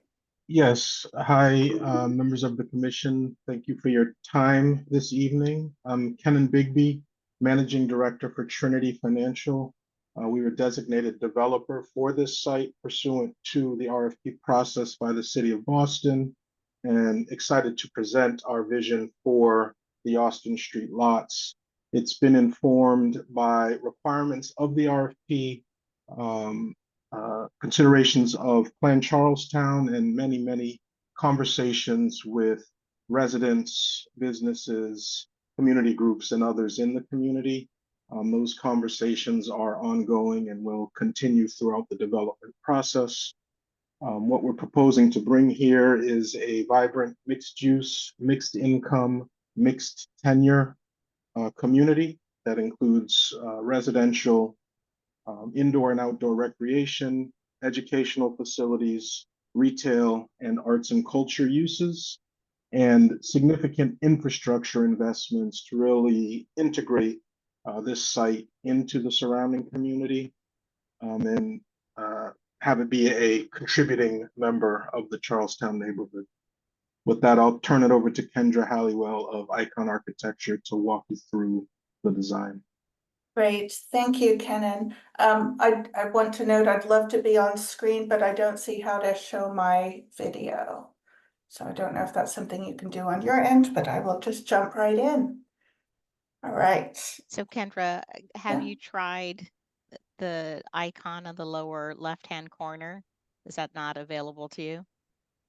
It is not. Okay. All right. We'll try to work on that behind the scenes, but okay. I think you should continue. Yes, I will. All right. Well, thank you, Kenan, and thank you, commissioners. My name is Kendra Halliwell from Icon Architecture, and I'm pleased to walk you through our proposal for the redevelopment of the Austin Street lots. The site is located adjacent to I-93 with at-grade orange line tracks on the western edge of the site and New Rutherford Avenue to the east. Gilmore Bridge on Austin Street sits just to the north, as well as Bunker Hill Community College and the Orange Line Station. The on-ramp to Route 1 and Galvin Memorial Park sits just to the south. The site is within planned Charlestown boundary, and the development and design team are working within these guidelines. The overall building heights step up towards the highway and are well within the height limits of the plan, as is the FAR. We draw inspiration from the character of ring or edge sites around the perimeter of Charlestown. These are typically masonry and rectangular buildings with collected openings in their horizontal masses. New nearby context buildings include the Hood Plant and the Harvey, with a mix of new materials and reference to the historic neighborhoods. The site is bifurcated by a middle road into north and south parcels. The western edge is lined by Service Road, which is owned by MassDOT, connecting Community College Station to the north underneath the Gilmore Bridge. Middle Road and the southern leg of Service Road are currently utilized by Boston Sand and Gravel for truck access. The BPDA and the development team have been meeting with Boston Sand and Gravel to determine the best approach for truck movement while creating a vibrant and safe community on this site.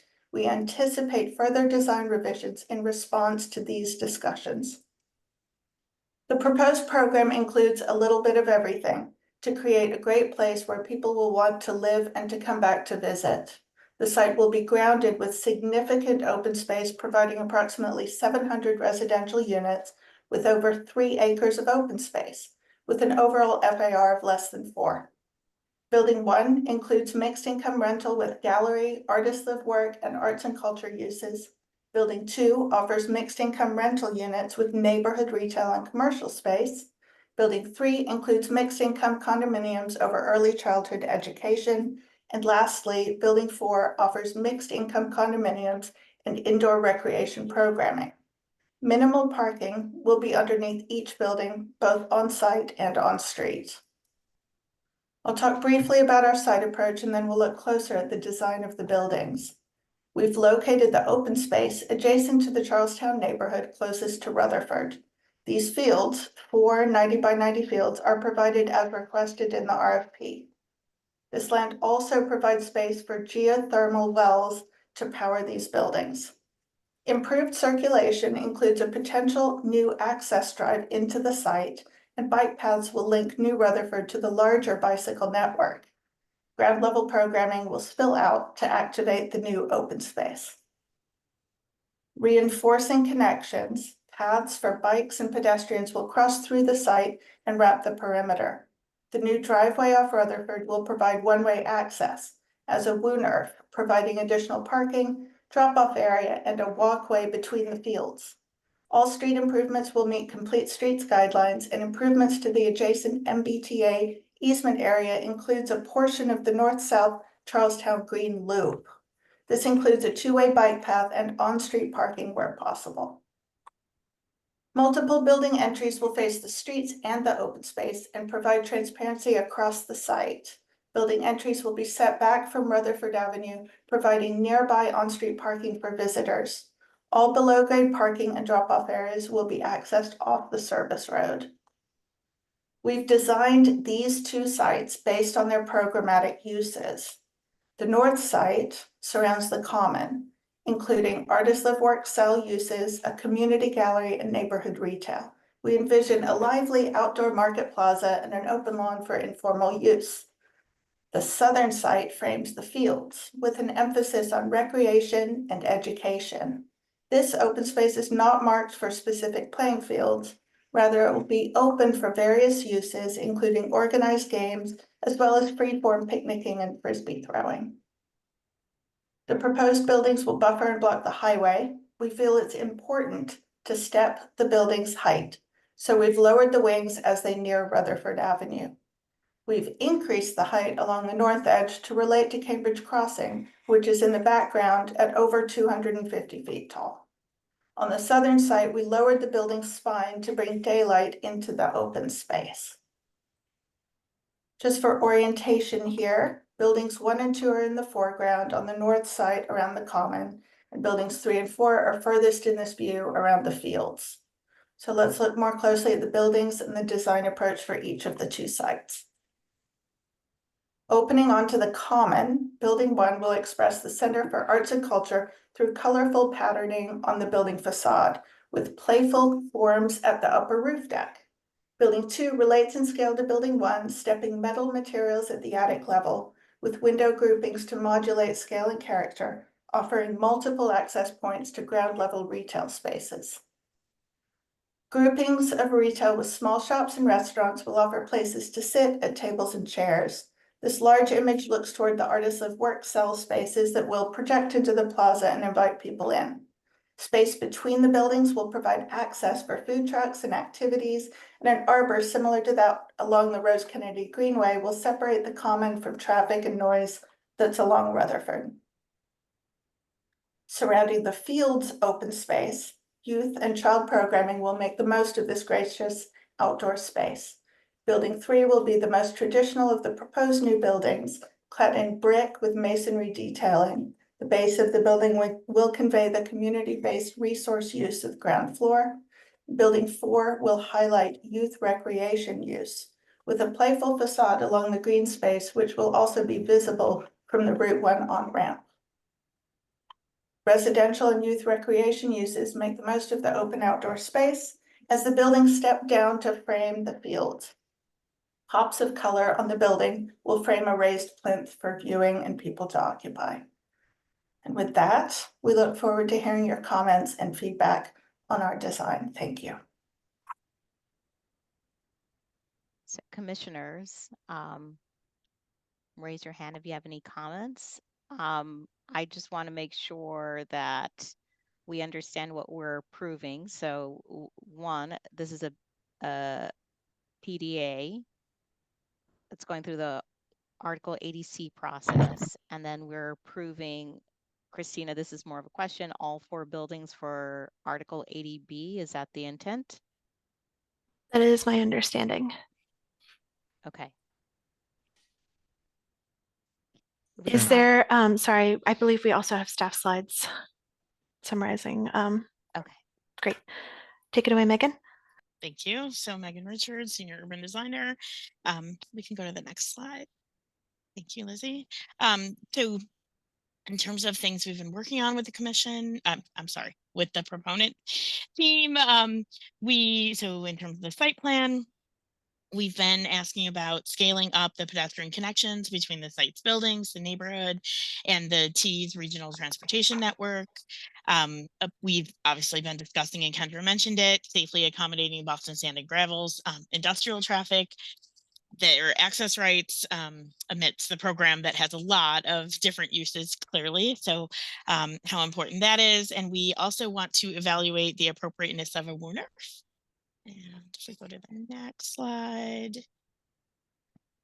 Additional site comments were to give further consideration to how the site welcomes the community, particularly in relation to buffering the traffic and pollution. That was a big part of the RFP. So we want to continue to make sure that we're holding it, the project to those high standards, how the buildings are scaled, the topographic relationships between the roadways, the open spaces, and the points of building access. A portion of the site is in the CFROD, a portion of the site has Chapter 91 requirements. So there's a lot of different complicated things going on. We want to consider how the sports field can accommodate perimeter spectating and circulation, and make sure that there's that kind of buffer zone. Go to the next slide. We've also asked them to further develop the design guidelines. What they've submitted thus far currently appear more as design goals rather than more specific guidelines that should help create some cohesion across all 4 of the buildings. At this point, we feel like Building 1 feels the furthest along in its design development, and it seems somewhat less cohesive with the other buildings. Though I think as the other buildings catch up, that may, our hope is in working through some better design guidelines that would change. And then we've, asked about and discussed the concern regarding noise and sun on the rear elevation. So, we understand that they designed the site so that the open space was shielded by the buildings to some of that, but I think we want to make sure that we're handling it from the residents' perspective as well. Go to the next slide. And also then the relationship between the landscape and the architecture. I think, you know, we have some concerns about how the buildings are meeting the ground and integrate with the topography, which is related to the previous site comments that I mentioned and how it's all working together. And one of the other things we've noted was the design intent of the shallow bays. It feels a little unclear and somewhat out of context, given that that's usually a treatment that when you're trying to make the buildings feel more contextual and a more denser knitting back into the fabric of the community.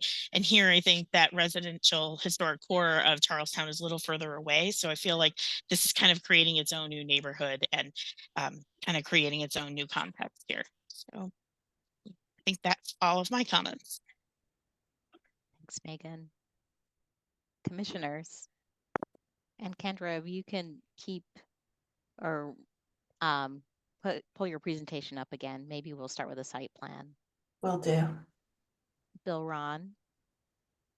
Thank you, Kendra and your team. In many ways, I find the basic partie of the scheme to be quite fascinating and interesting because it's different from what normally might be done. And so if I ignored the service road, which I'll get to in a second, I'd say this is a pretty interesting scheme for this kind of density and massing. But unfortunately, the elephant in the room is the sand and gravel trucks racing up and down the service road. And I may be wrong. I just have an image of those trucks coming and going all the time, although maybe there are other ways that those trucks can access Boston sand and gravel. But I would, Kendra, really encourage you to address that to some degree, because otherwise there's a real problem with the safety of the service road between those trucks and, of course, the I-93 traffic.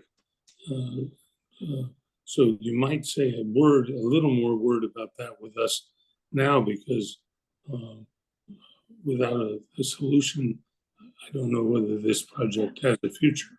But certainly when we go to committee, that would be really important to hear at the outset, because otherwise we're spending a lot of time on something that may not be very viable. Right. Bill, if I could address that question, this is Seth Reisman from the planning department. Great. Thank you for raising that point. And as contained within the proponent's presentation, right, they recognized the issue of the sand and gravel access and that there are alternatives being looked at right now between the proponent with the city with sand and gravel. So it has definitely been identified as a key issue that may drive some site access changes here. But as the proposed solution hasn't been, let's say, cooked enough, we didn't want to yet present that to BCDC. I suspect that will be ready for presentation at the first subcommittee, or at least that is our hope. But we wanted to introduce the overall approach to the site, the basic partie. We do expect to see some changes to accommodate that service traffic, but I think the overall diagram and the intent should remain on hold. Well, thank you, and I hope I made it very clear that, at least to me, the basic partie of the rest of the site seems very smart and has a great potential, and but I didn't want to let the elephant in the room. Yeah. Even thank you, Bill, as we are massaging this to try to accommodate Boston sand and gravel, we are trying to uphold the basic diagram that we're putting forth that involves sort of lining the edge of 93 and stepping down towards Rutherford. So that's consistent in what we're looking at. Thank you. Thank you.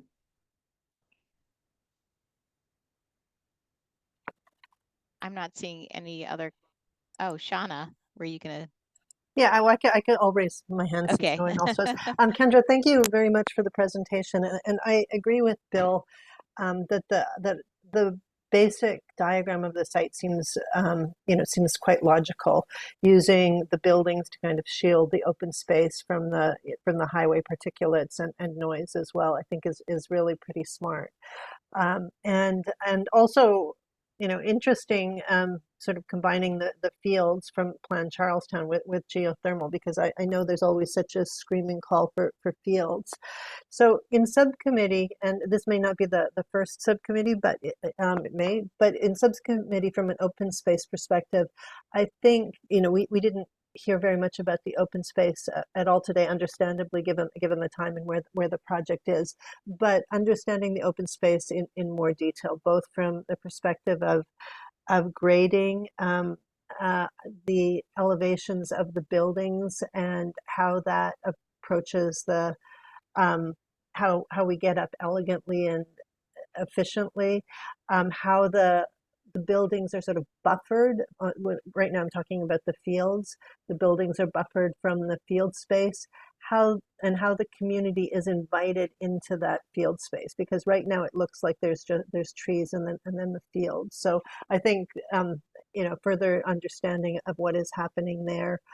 Also understanding the sun and shade conditions, and I think in particular on the left hand, on the common building, I think that's quite significant to understand that as well. I was also concerned about the nature of the streetscape along the service road, because that's a very tough condition to be right along the highway, to be facing the highway on that side. So understanding that in section further. I think this diagram is helpful, but sort of getting in and understanding the section better, understanding the context. So so I'm just looking at my note. Yeah, I think those are the things that, from an open space perspective, it's really just zooming in more detail, basically. Thank you. Will do. Thank you. Thank you, Shauna. Kirk Sykes. Yeah, thank you. And actually, I think Shauna's comments were spot on about understanding this in section a little better, especially in the context of the highway, and just the scale of the project. It's interesting. Your drawings, the project's big enough that the renderings give you a flavor. The site plan gives you a general organization, but I think you may need to zoom in when you come back to committee with maybe on a building or two or three, so we can understand a little better the finer grain in a plan view as well as section. And I think also putting this in that context, as discussed by several commissioners already, so that we can understand the relationship to the highway and to the road, maybe in terms of photorealism or whatever you might do that would give us a sense of how it fits into its surround, would be helpful. So thank you. Yeah, that's great. Thank you, Kirk. Laura Solano. Thank you. Thank you for the presentation. I have a question of clarification about the service road. Is the service road a public road, a private road? Does it belong to Boston Sand and Gravel? How does that work? This is Kevin Bigby with Trinity. The service road is owned by MassDOT, and as part of our proposal, we will be doing infrastructure investments into service road to bring it up to complete street standards. I see. Okay, thank you. And so the only other comment I have is I understand the relationship of the buildings to the highway. I think that makes perfect sense sectionally, and that's just a tough edge to be against. But let's not ignore that the other side, New Rutherford Avenue, is also a tough, really tough edge. And while you have the benefit of open space, there's also, you know, a lot of noise coming from the trains. And I'd like to understand the context in terms of what are we looking at if we're standing in the open space, looking out towards Rutherford Avenue. I understand the ambitions against the buildings, et cetera, that we do need more information, but that's a very real edge that's going to have a huge impact on the open spaces. So when we go to subcommittee, I'd love to see more detail about that and more views of that. So thank you. Thank you. Thank you, Laura. David Manfredi. Yeah, thank you for your presentation. Laura said something that was on my mind. I'll go even a little further. You've got 4 really hard edges. The service road everybody's talked about. Laura just talked about Rutherford Avenue, the Gilmore Bridge, and Miller's River. They're all hard urban edges that you know, just are not great walkable streets. And I agree with everything everybody said about the decisions you've made or the planning you've done relative to the massing of the buildings in relationship to 93, maximizing views, which you will get some really great views once you get past and over Rutherford Avenue and into Charlestown. I really wonder about all these edges, and I wonder about how, if there's a big idea, I'm not challenging your layout because, like everybody has said, I think that makes sense. But if there's a big idea here about how to plan in an environment that's just surrounded by roadways and traffic and trucks and lots of noise, that maybe tries to create kernel kind of scale. And I'm not even sure. Well, I know I'm not. I know I don't know exactly where I'm going with that. The other thing I wonder about is, I noticed on the ground floor plan you have retail at the base, and we want to activate the ground floors of all buildings, but I think you're totally dependent upon your residents. You have a lot of them. There's a lot of units here, but to make a walkable urban environment here is really hard. And I'm just wondering what maybe you've got the big ideas, but you need to create a totally different scale edge on Rutherford, so you control this place rather than the public realm you have as your edges. Yep. We appreciate the comments and certainly can provide you with more context and detail in subcommittee. But yeah, connections to the surrounding neighborhood, improvements that are planned for New Rutherford Ave, improvements that are planned for Bunker Hill Community College, which is right next to us, access to the Orange Line. These are the ways that we're thinking about addressing some of those concerns that you've raised, and we can share those ideas with you in subcommittee. Yeah, I'd like to add as well that we are actually raising these sites. So when we talk in subcommittee about grading, you know, Gilmore Bridge is up pretty high. The corner over at Miller's River is also up pretty high, and we're raising the grade of the site as well. So there's a fine balance between where the first floor of the buildings are, where the fields are, you know, what that edge along New Rutherford looks like and feels like. And so we look forward to digging into that further. Thanks, Kendra. Shauna, you have your hand raised. Is it intentionally raised or no? Okay. It never came back down again. That's what I thought. I just wanted to make sure we weren't missing a comment. I think you got some great feedback. I think what this plan demonstrates is how tight the site is. The fields are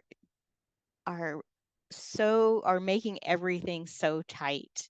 And I feel like you have no release valve and you don't have great edges all around your site.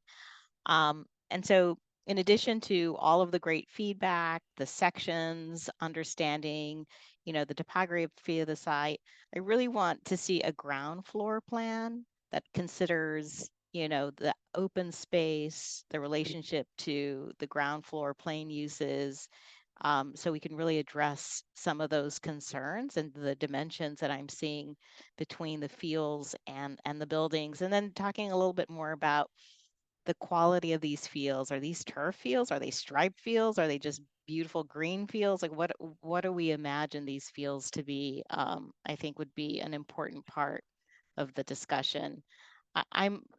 It's an unusual party to have fields being that open space and having buildings up against the highway challenged for the first 3-4 floors of the building. And I'm trying to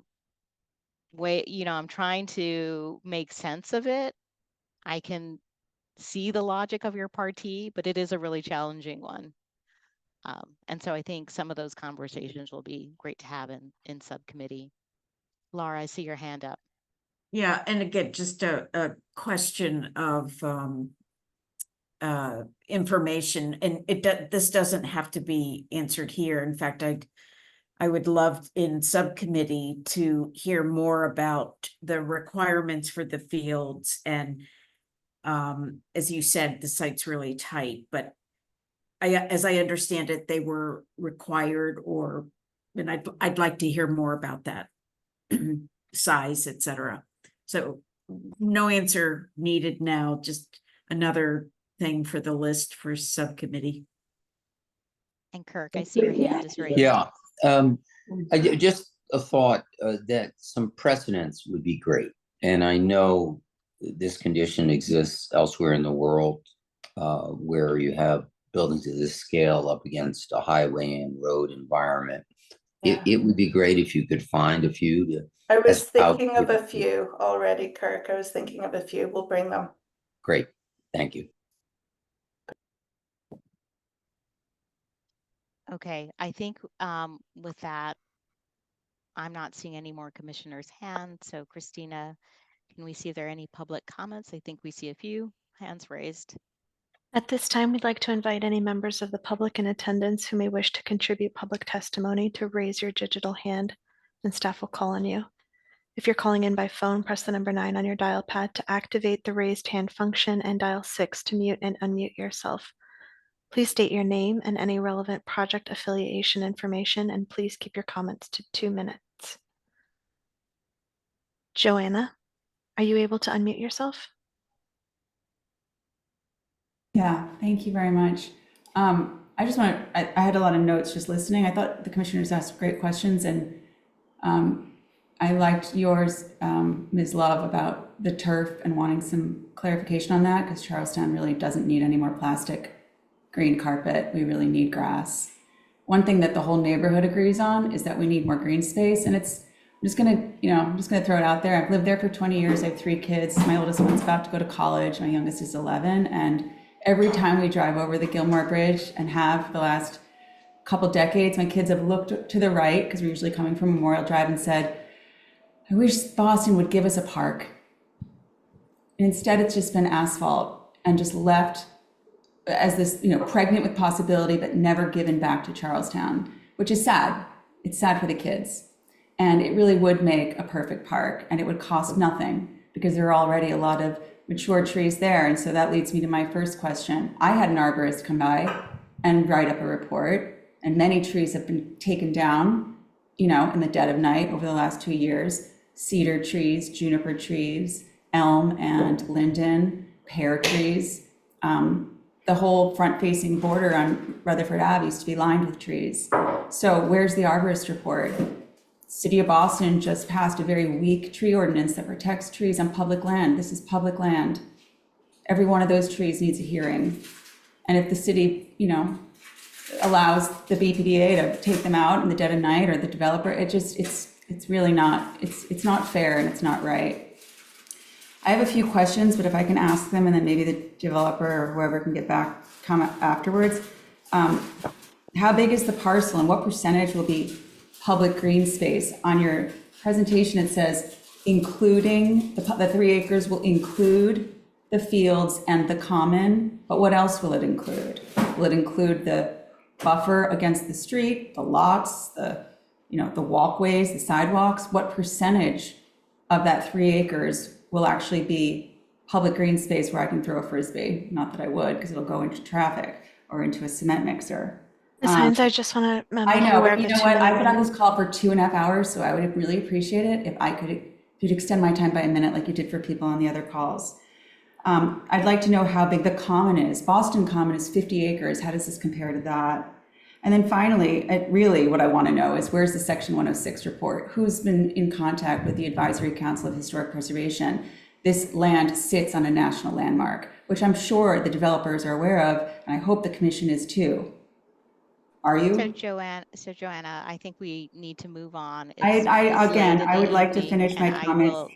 Thank you. I think if you come to subcommittee, we can have the proponent answer your questions, but I think we need to move on to hear additional public testimony. Thank you. Regina Ashodian, are you able to unmute yourself?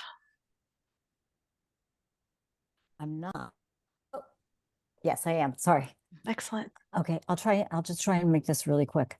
I think that the developers were given a very difficult task, and part of that is because they have been put in a position to try to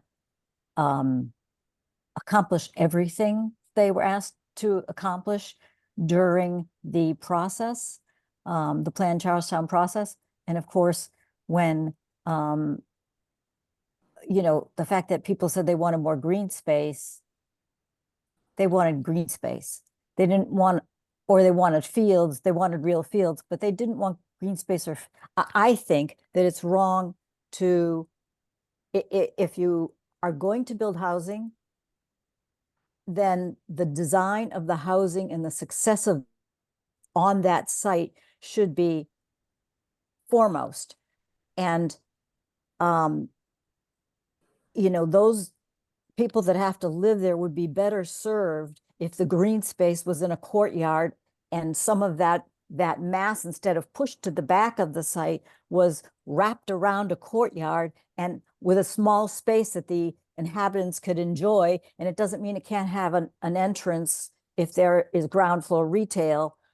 But I live directly across from the on-ramp of Route 1.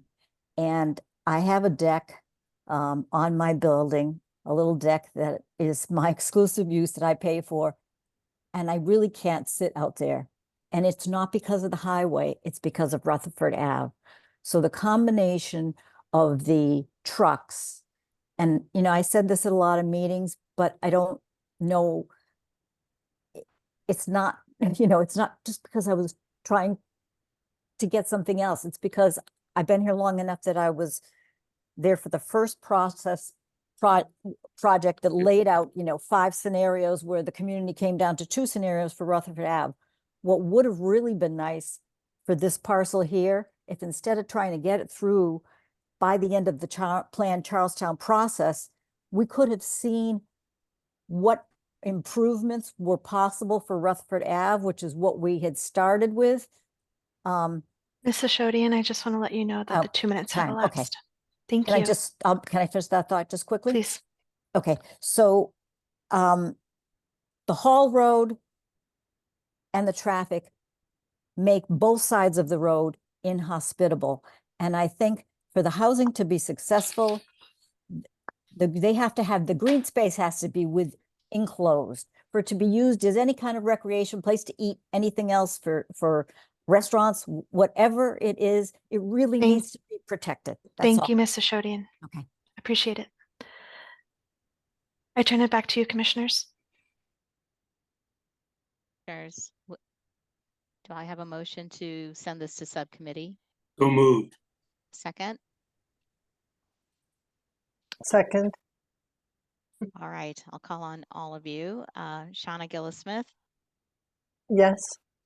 Kathy Koderitis, Yes. David Manfredi. Yes. Is Catherine Morris still with us? Maybe she signed off. I believe she switched to her phone if her camera is off. Catherine, are you there? We can come back around. Bill Ron, Yes. Laura Solano, Yes. Kirk Sykes, Yes. Catherine, are you back with us? I think we'll pass on Catherine, but myself, Mimi Love, yes. So we look forward to seeing you in subcommittee. I do think addressing the access is a critical part of our first conversation, because if that makes any adjustments to the site planning, we really should know that immediately. And I think focusing on an overall site plan and the organization of the site would be a first good entry into a good conversation with the commission. Thank you. Thank you.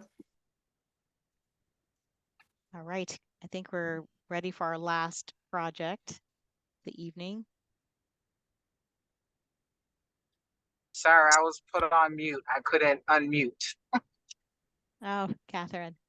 Well, it's going to subcommittee, so you'll have many No worries. opportunities to Okay, thank you. to share your thoughts.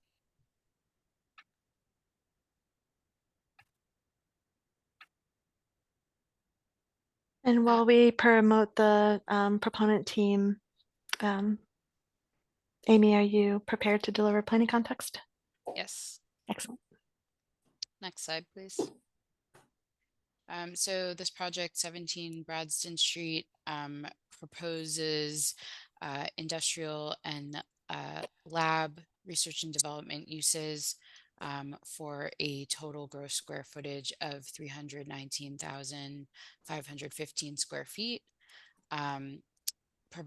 Staff finds that the project's uses, dimensions, and site design are consistent with the zoning that was recently modified through Plan Newmarket. And just note that there are currently a church and office use on the site. These structures are proposed to be raised as part of this particular project. Next slide, please.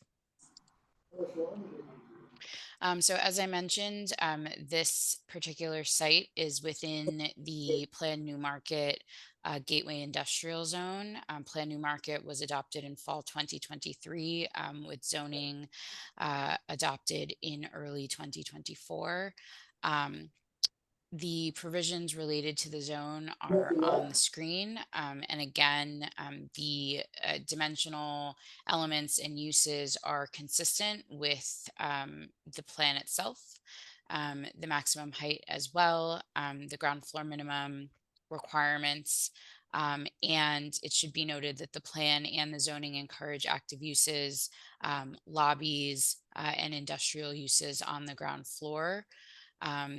Furthermore, this use mix includes 15% industrial workforce training or creative economy use. So that's part of the zoning. That's a requirement as part of the zoning. And then as indicated on the screen, residential uses are permitted are prohibited, excuse me, in this district. Next slide, please. And then finally, with regard to the project itself, provision of pervious surfaces and increased tree canopy are key requirements of the plan, as this particular area is one that suffers from extreme heat and stormwater vulnerabilities. It is a flood-prone district with a significant amount of hardscape. And there is a proposed planting zone on the inboard side of the sidewalk, which is a design requirement of Plan Newmarket. And again, the reason that the design guidelines Are and Plan you New Market require this on the good? inside of the sidewalk is to avoid vehicular strikes, given that it is a large industrial area with several trucks coming in and out of the district itself. So that concludes my slides, and I will turn it back over to Christina. Thank you, Amy. Are members of the proponent team ready to present? Yes, we are. Please proceed. We'll let you know when you have 5 minutes left. Okay, thank you. Thank you very much. Good evening, members of the commission. I'm Don Wiest. I'm the permanent counsel for the 17 Bradston Street project. I'm with the Boston firm of Dane Torpy. With me tonight is Josh Fetterman from the Proponent City Realty Group and D'Artagnan Brown, who's a principal with the design team Embark. It's been a long evening. We have an information-rich but tightly focused presentation. We'll get through it quickly and let everyone wrap up soon. Before I pass the presentation over to D'Artagnan, I'll just make a couple of background points about process. As Amy mentioned, this site has been part of the New Market rezoning study. We actually kicked off this project back in 2019. We ended up being a part of town that was going through a new planning and zoning study. I work for the city myself as the zoning counsel in the Menino administration. I've been on both sides of this process. There's not really an accelerator pedal for a rezoning. It's a thorough process, and that's why we're 5 years in. One silver lining of this time spent is that we've worked unusually closely with the BPDA. This is a zoning compliant project, and we've really aligned with the agency in our discussions at a very granular level. So the project as coming out, we believe, is very closely aligned with what the BPDA is looking for, particularly on this important prominent corner.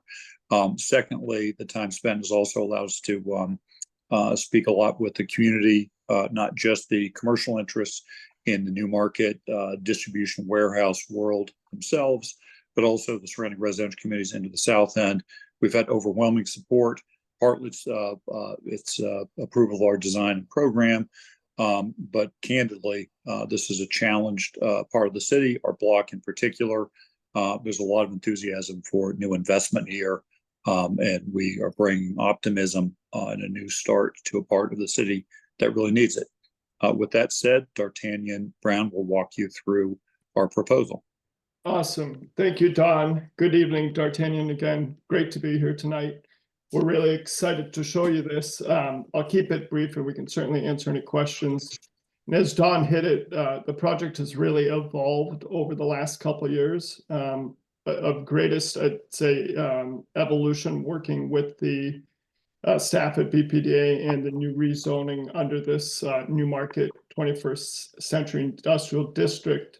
We really feel tonight we're here to present something that not only is compliant, but we think just given the prominence of the site being a gateway site into the New Market coming off of Bradston and Southampton, which we'll show you in a minute, really sets up well to kind of embrace all of the planning efforts the city has done to get us here, and we hope makes for a good project going forward. Let's go down. Oh. If we locked out, can you guys hear me? Yes. Yes. We can hear you. Here we go. Sorry, it froze. So out of the east end of South End here, our site is located on the corner of Bradston and Southampton, really kind of a prominent corner site coming into the New Market area with a couple aerial shots through here. If you don't know the neighborhood today, it is a pretty tough section of town. So there's been a lot of planning, not only around the use as kind of this new industrial area, but how do we bring a lot of vibrancy and improved pedestrian realm through the ground floor. And so typically not starting right off at this level, but just some of the key things we've really focused around with our landscape architect, landscape and public realm at the city was creating a vibrant kind of pedestrian realm that has good transparency and porosity, not only from our building out, but from the building back in. So off of this corner at Bradston and Southampton, views back out to the medical center, to the major intersections, and down to Southampton. As we zoom in, really looking at how given the site condition today, not only kind of navigating through elevating the building to be forward thinking with the climate resiliency efforts of the city, but creating good kind of pedestrian zones that buffer off of the busy intersections at Southampton and Bradston as we move into the building. A couple of key things really shaping around the program, just given this is a new industrial area, and anchoring with a strong kind of lobby presence here at the building, is these kind of key program within the building really helps to set up the architectural narrative, which we'll show you in a second. Off of the corner here, kind of a very vibrant lobby entry. We have the industrial use with the 21-foot clear ceiling heights, which I'll show you. Parking entry off of Bradston, kind of really removing it from the corner. And then we've worked diligently to get the loading off to the back of the site and really house that in the rear. Retaining, that's about halfway. Thank you. Moving up through the second floor industrial, the upper 6 floors through the lab office.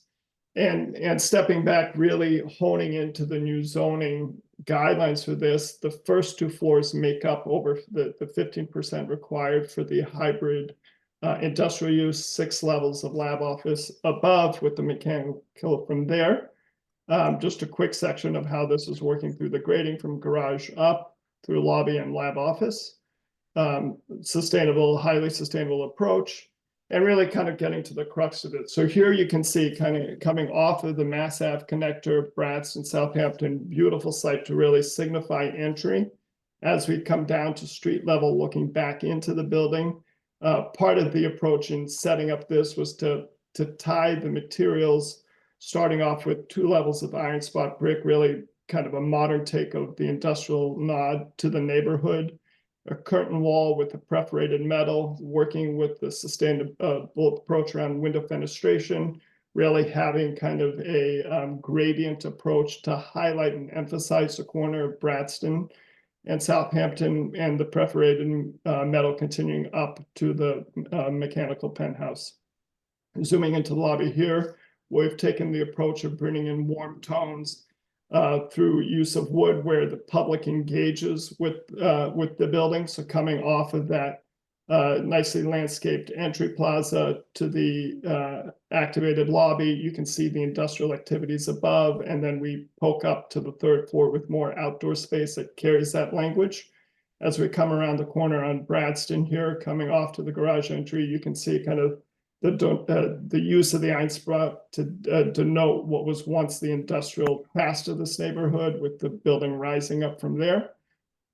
Coming down Southampton, looking back at that site, taking the same approach to the other leg of the building here, where we increase the visibility as we get to the outside edges of the core program. And then just a little bit of an aerial view looking back at our site. So really some of the fundamentals here are grounding through just a thoughtfully designed public realm entry off of the corner of Bradston and Southampton, carrying in that 2-story level of industrial character to the building, rising up with the 6 levels of the lab office above, and then kind of the step back compliant penthouse mechanical from there. Tried to make that quick. Definitely appreciate everybody's support from the BPDA, Alexa, the team, as we've worked through this, our team as well, and look forward to answering any questions or comments. Thank you. Retaining, you came in under time. I tried. I rushed a little bit at the end. We will have comments from Senior Urban Designer Alexa Pinard. Thanks, Christina. I'll try to make my comments brief as well. I just want to reiterate what the team said, which is that they have worked with us over the course of many years. And so I did not add 3 years worth of design comments to these slides. The comments that you see here reflect our most recent comments, which were just from a very high level, what should a hybrid industrial commercial building look like in Newmarket in a working industrial neighborhood? Should it look and feel different from a research lab building elsewhere in the city? How could those uses be reflected in the design? In this case, we felt like the brick facade was not quite as well integrated into the design as it could be. So we asked to see some more work on that. We also asked for some studies on how the entrance and the building form, both the massing and in plan, could provide a welcoming entrance for all users of the building. So obviously, you know, this corner entrance is addressing this very large intersection. If you go to the next slide, please. We also thought it was important that people approaching this building from Southampton Street and from the residential neighborhoods of Roxbury encounter a welcoming entrance as well. It's worth noting, as Amy pointed out, that there are few opportunities for open space in Newmarket. The roadways just don't have the dimension. Southampton Street is an exception where we are requiring a setback. So we could get some tree plantings and start to tackle some of those heat island and stormwater issues in the neighborhood. I'm going to leave it at that and give it back to the commissioners. Thank you. Thank you, Alexa. Commissioners, and maybe we can ask the proponent team to pull up Certainly. an image. Is that visible? Yeah. It's coming.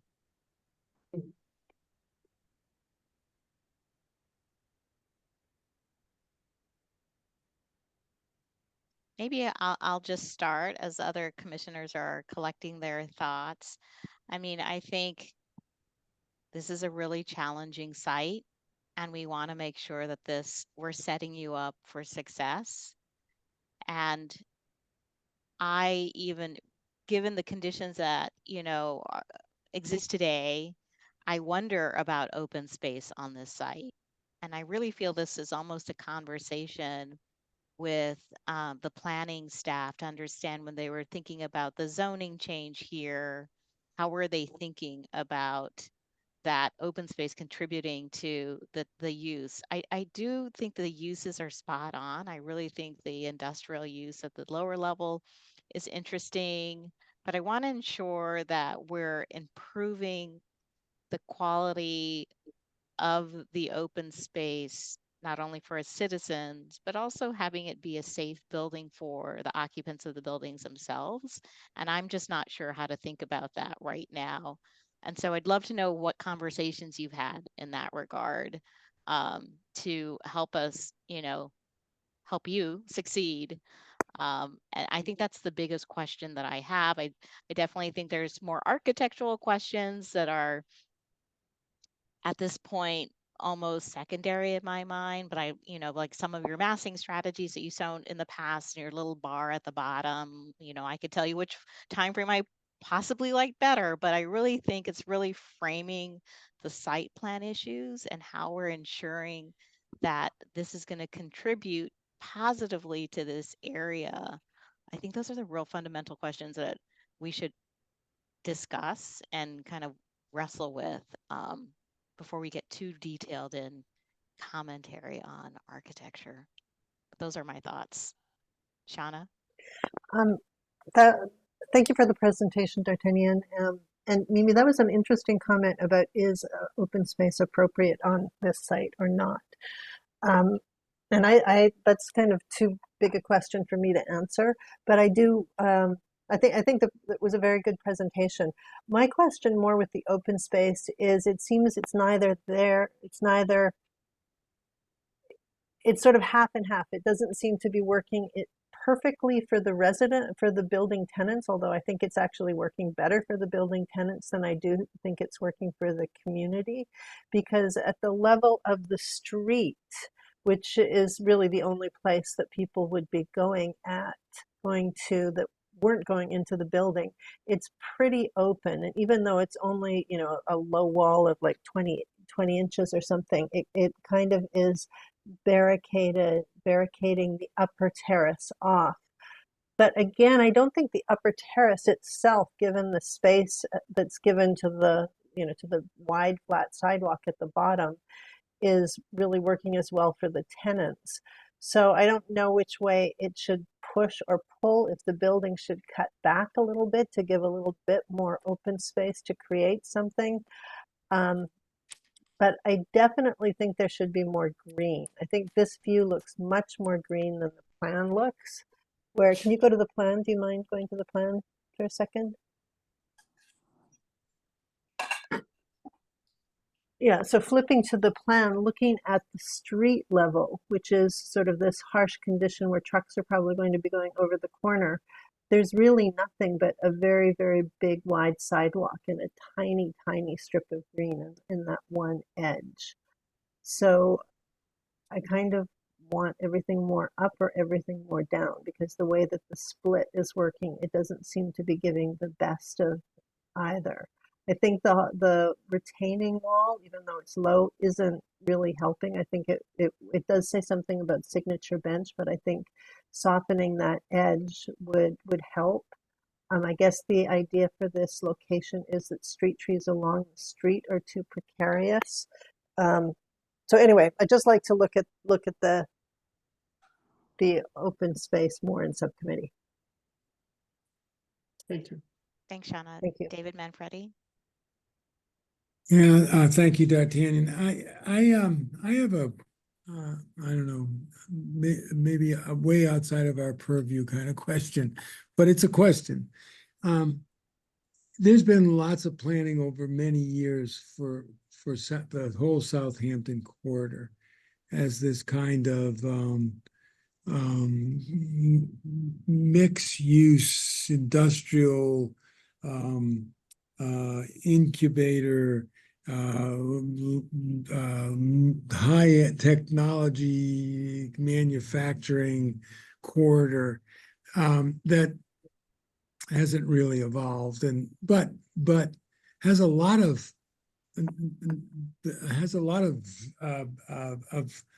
attributes that you would think that can happen sometime in the future, and maybe that future, I don't know when that future is, but if you look at Southampton today,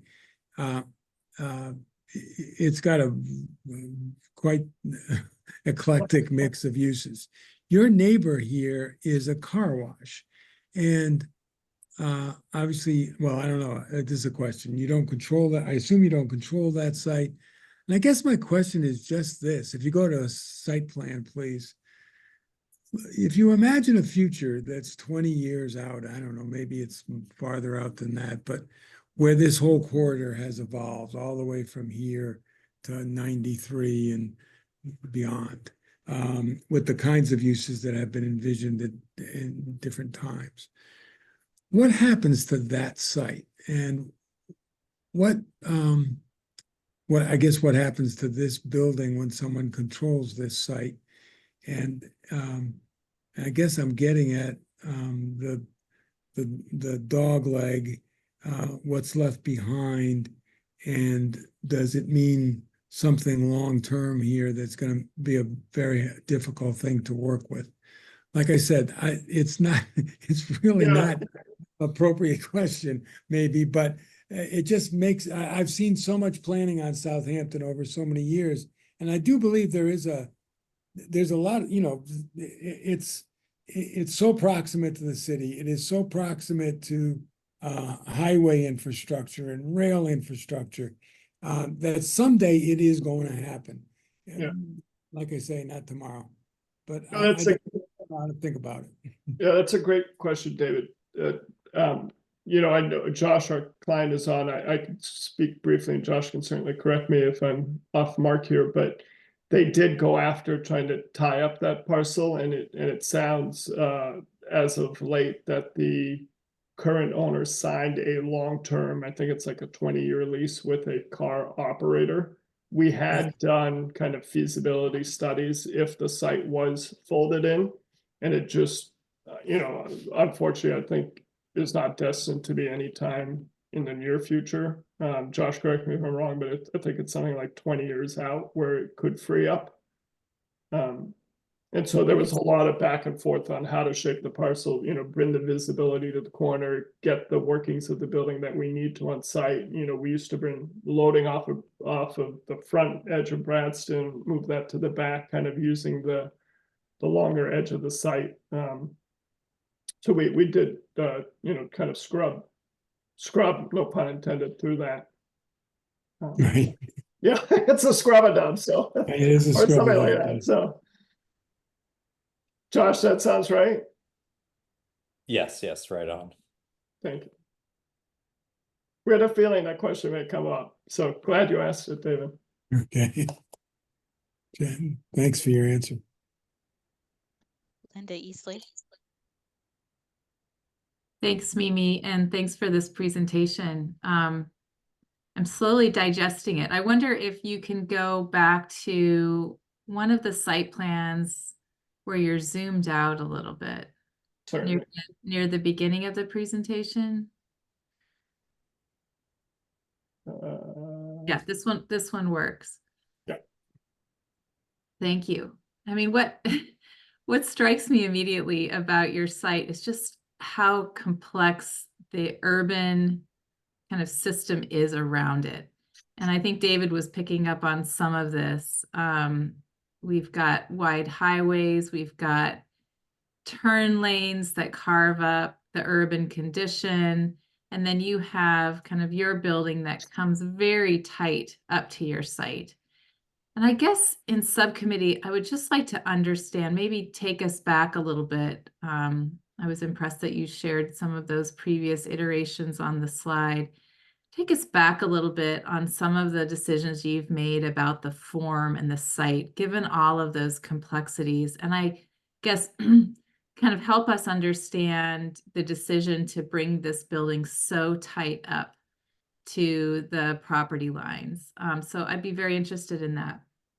The second piece, and Amy alluded to this, and I had, reviewed this building before the meeting, and then I was listening to Amy, and I think what she said is that pervious rather than impervious surfaces were kind of a requirement of this district in this site. And similar to what Shauna was saying, to me, it feels like there is a lot of pervious surfaces, and that's partially a product of deciding to build so close to the property line. So I think both of those questions really tie together, and I'd love to just understand more. The third thing I'd love to hear about in subcommittee is some of the material choices. And because of how complex this site is, I totally understand this timeline, right? I totally understand how you've been trying to really create a form that works with the site. But I'd like to understand more about the material choices, and I'm incredibly intrigued by this building type. The idea of having industrial on the bottom 2 floors seems like such a creative idea, and I'm really interested in learning more about it. But then the material of the brick, and then the curtain wall, and then the materials change on the penthouse. And in fact, the penthouse treatment itself changes if you go to slide 14 or 15. And so I'm curious about even the screening material choices there and why they're different. Yes, this is great. Why they're different here. So just walking us through that in general would be really helpful. Thank you. Certainly, Linda. Thanks, Linda. Amy, I see your hand Thanks. raised. I guess I just wanted to chime back in on account of some of the questions and comments related to planning. And if Alexa's still on the line, Alexa might be able to provide a little bit more specifically with regard to the building form question. But I think it's probably important to just kind of underscore that the Plan New Market planning initiative really seeks to maintain Newmarket as an industrial district, and intentionally seeks to do that for several reasons, but in part because of the history, in part because of the that time of night. Sorry, I'll just have to do it in the dark. In part because of the location, and then in part as well because this is one of the kind of primary areas in the city where we actually have the highest percentage of city residents who are employed and employed in, positions that obviously provide several different services to several different sectors across not only the city, but the region. And so kind of recognizing all of that, we wanted to be really intentional around that. That's part of the reason why there is no residential permitted in the zoning itself. And we were really kind of seeking to find a way to strike a really solid balance, I think, between, some of the existing industrial uses and potential future uses. We wanted to create an environment where we were thinking critically about what sorts of current and future uses and trends around uses make sense in the context of the industrial environment, while also making sure that we're clear that we want to retain the industrial uses that are there. As far as like building typology, there's a lot of kind of imagination around warehouse style buildings and, kind of floor to floor heights that are really accommodating those types of uses. And then certainly just kind of circling back to the comment about pervious surface area. A big part of the discussion here has been around how we strike the balance between the fact that we're really talking about an industrial district and really seeking to maintain it as an industrial district, while recognizing that urban heat island effects are real, while recognizing that we're talking about the center of the city, and while recognizing that we're contending with concerns around stormwater mitigation as well. And so I think I want to just repeat that. I think specifically, thank you to whoever did that. Specifically to speak to kind of any ideation and suggestion that comes to the proponent around open space, certainly, understanding kind of access to the building, et cetera, but also kind of being mindful of the fact that this is not like the space where we're necessarily thinking about like plazas that like really kind of serve a broader public, but more specifically that we're thinking about kind of how we maintain that industrial environment while serving some of the larger goals that the city is seeking to speak to. I hope that's helpful. And if I could just add one comment, I thought what Amy just said is superbly insightful and eloquent. One thing we've wrestled with over the past 5 years is that because our site's prominent, it calls for architectural expression. At the same time, every city has a neighborhood like Newmarket. These neighborhoods are gritty. They're about trucks and stuff carried on pallets and stacked on racks. And, so we're sort of been fighting between having some architectural distinction of the site, but recognizing, as Amy captured, this is a working part of the city. It's not a pretty part of the city. It's not Marlborough Street. There's a real tension here between the visibility of the site from a distance and the everyday utilitarian functioning of the neighborhood. So just wanted to say that that's something we've really, that's a tension we've tried to work with over the past 5 years here. Yeah, and I think it was very helpful to hear Amy's perspective, because that is exactly what I was hoping to understand a little bit better from the planning department's perspective.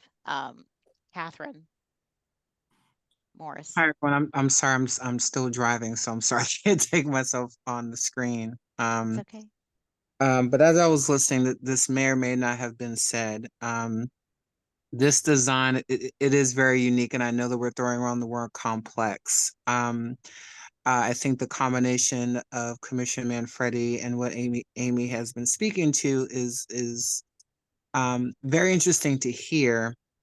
When I think about where this building is sitting, and being very aware of the environmental impacts, the design impacts, I'm also looking at the greater context of where it sits in terms of hospital, in terms of a jail, a thoroughway, the anticipation, even though we don't know what that future is, but the anticipation of Southampton Street, but also the businesses that are proximate to Southampton that, you know, ultimately do affect community, and how either this building through the test of time is either going to serve as a signal of a new North Star, or may add to the problem, given congestion and heat index and things of that nature. So I just, you know, as this continues to evolve, just keeping that in mind in terms of you have all these other elements that are either going to detract from this design of the building or add value to, and what role can this building play in the overall story of the community. Thank you, Catherine. I'm not seeing any other commissioners' hands. So maybe, Christina, can we see if there are any public comments or? At this time, we'd like to invite any members of the public in attendance who may wish to contribute public testimony to raise your digital hand and staff will call on you. If you're calling in by phone, press the number 9 on your dial pad to activate the raised hand function and dial 6 to mute and unmute yourself. Please state your name and any relevant project affiliation information, and please keep your comments to 2 minutes. Commissioners, at this time, I see no hands raised. Thank you, Christina. Commissioners, do we have a motion to send to subcommittee? So moved. Second. Excellent. So I'm going to call on everyone. Linda Easley, Yes. Shauna Gillis-Smith, Yes. Kathy Kotorides, Yes. David Manfredi, Yes. Catherine Morris, Yes. Bill Ron, Yes. Laura Solano, Yes. Kirk Size is recused, and myself, Mimi Loves, yes. So we look forward to seeing you in subcommittee. Thank you all. Have a great evening. Thank you. What's left of it, yeah. Yes. I know. 8:53. Well, we're going to try to get out of here before 9. So do Good I luck. have any final new business, Christina? Thanks very much. I only want to mention to commissioners that we will be taking a look at the calendar for September. I believe right now we have a scheduled monthly meeting. That's the day after Labor Day. No new date has been arranged, but just wanted to flag for folks that we'll be potentially modifying the dates, and I'll let you know via email if any of those change well in advance. Thank you. Thanks, Christina. And with that, do I have a motion to adjourn? So moved. Unanimous. Unanimous. Yes. Do I really need to do the roll call here, Yes. Christina? I will do it. Possible. Okay, Bill Ron, Yes. Laura Solano, Yes. Shauna Gillis-Smith, Yes. Linda Easley, Yes. Kathy Kotorides, Yes. David Manfredi, Yes. Amy Chambers. I didn't know I voted ever. I know. I don't know. To adjourn, I feel like you should. We should do this in mass. Perhaps I should keep going. Kirk Sykes. Yes. And myself, Mimi Love. Yes. Catherine Morris. I'm sorry. Doing Double funny yes. faces yeah, yes. Double Kirk yes. Sykes stayed on to vote to adjourn. I know. No, It is the Kirk. dedication of a commissioner that. Well, let's do something else. All right. Well, thanks everyone for Good night, everybody. all of your Good night, time. everybody. Have a Good nice night. Thank you, evening. everybody. Bye. Take care. Everybody.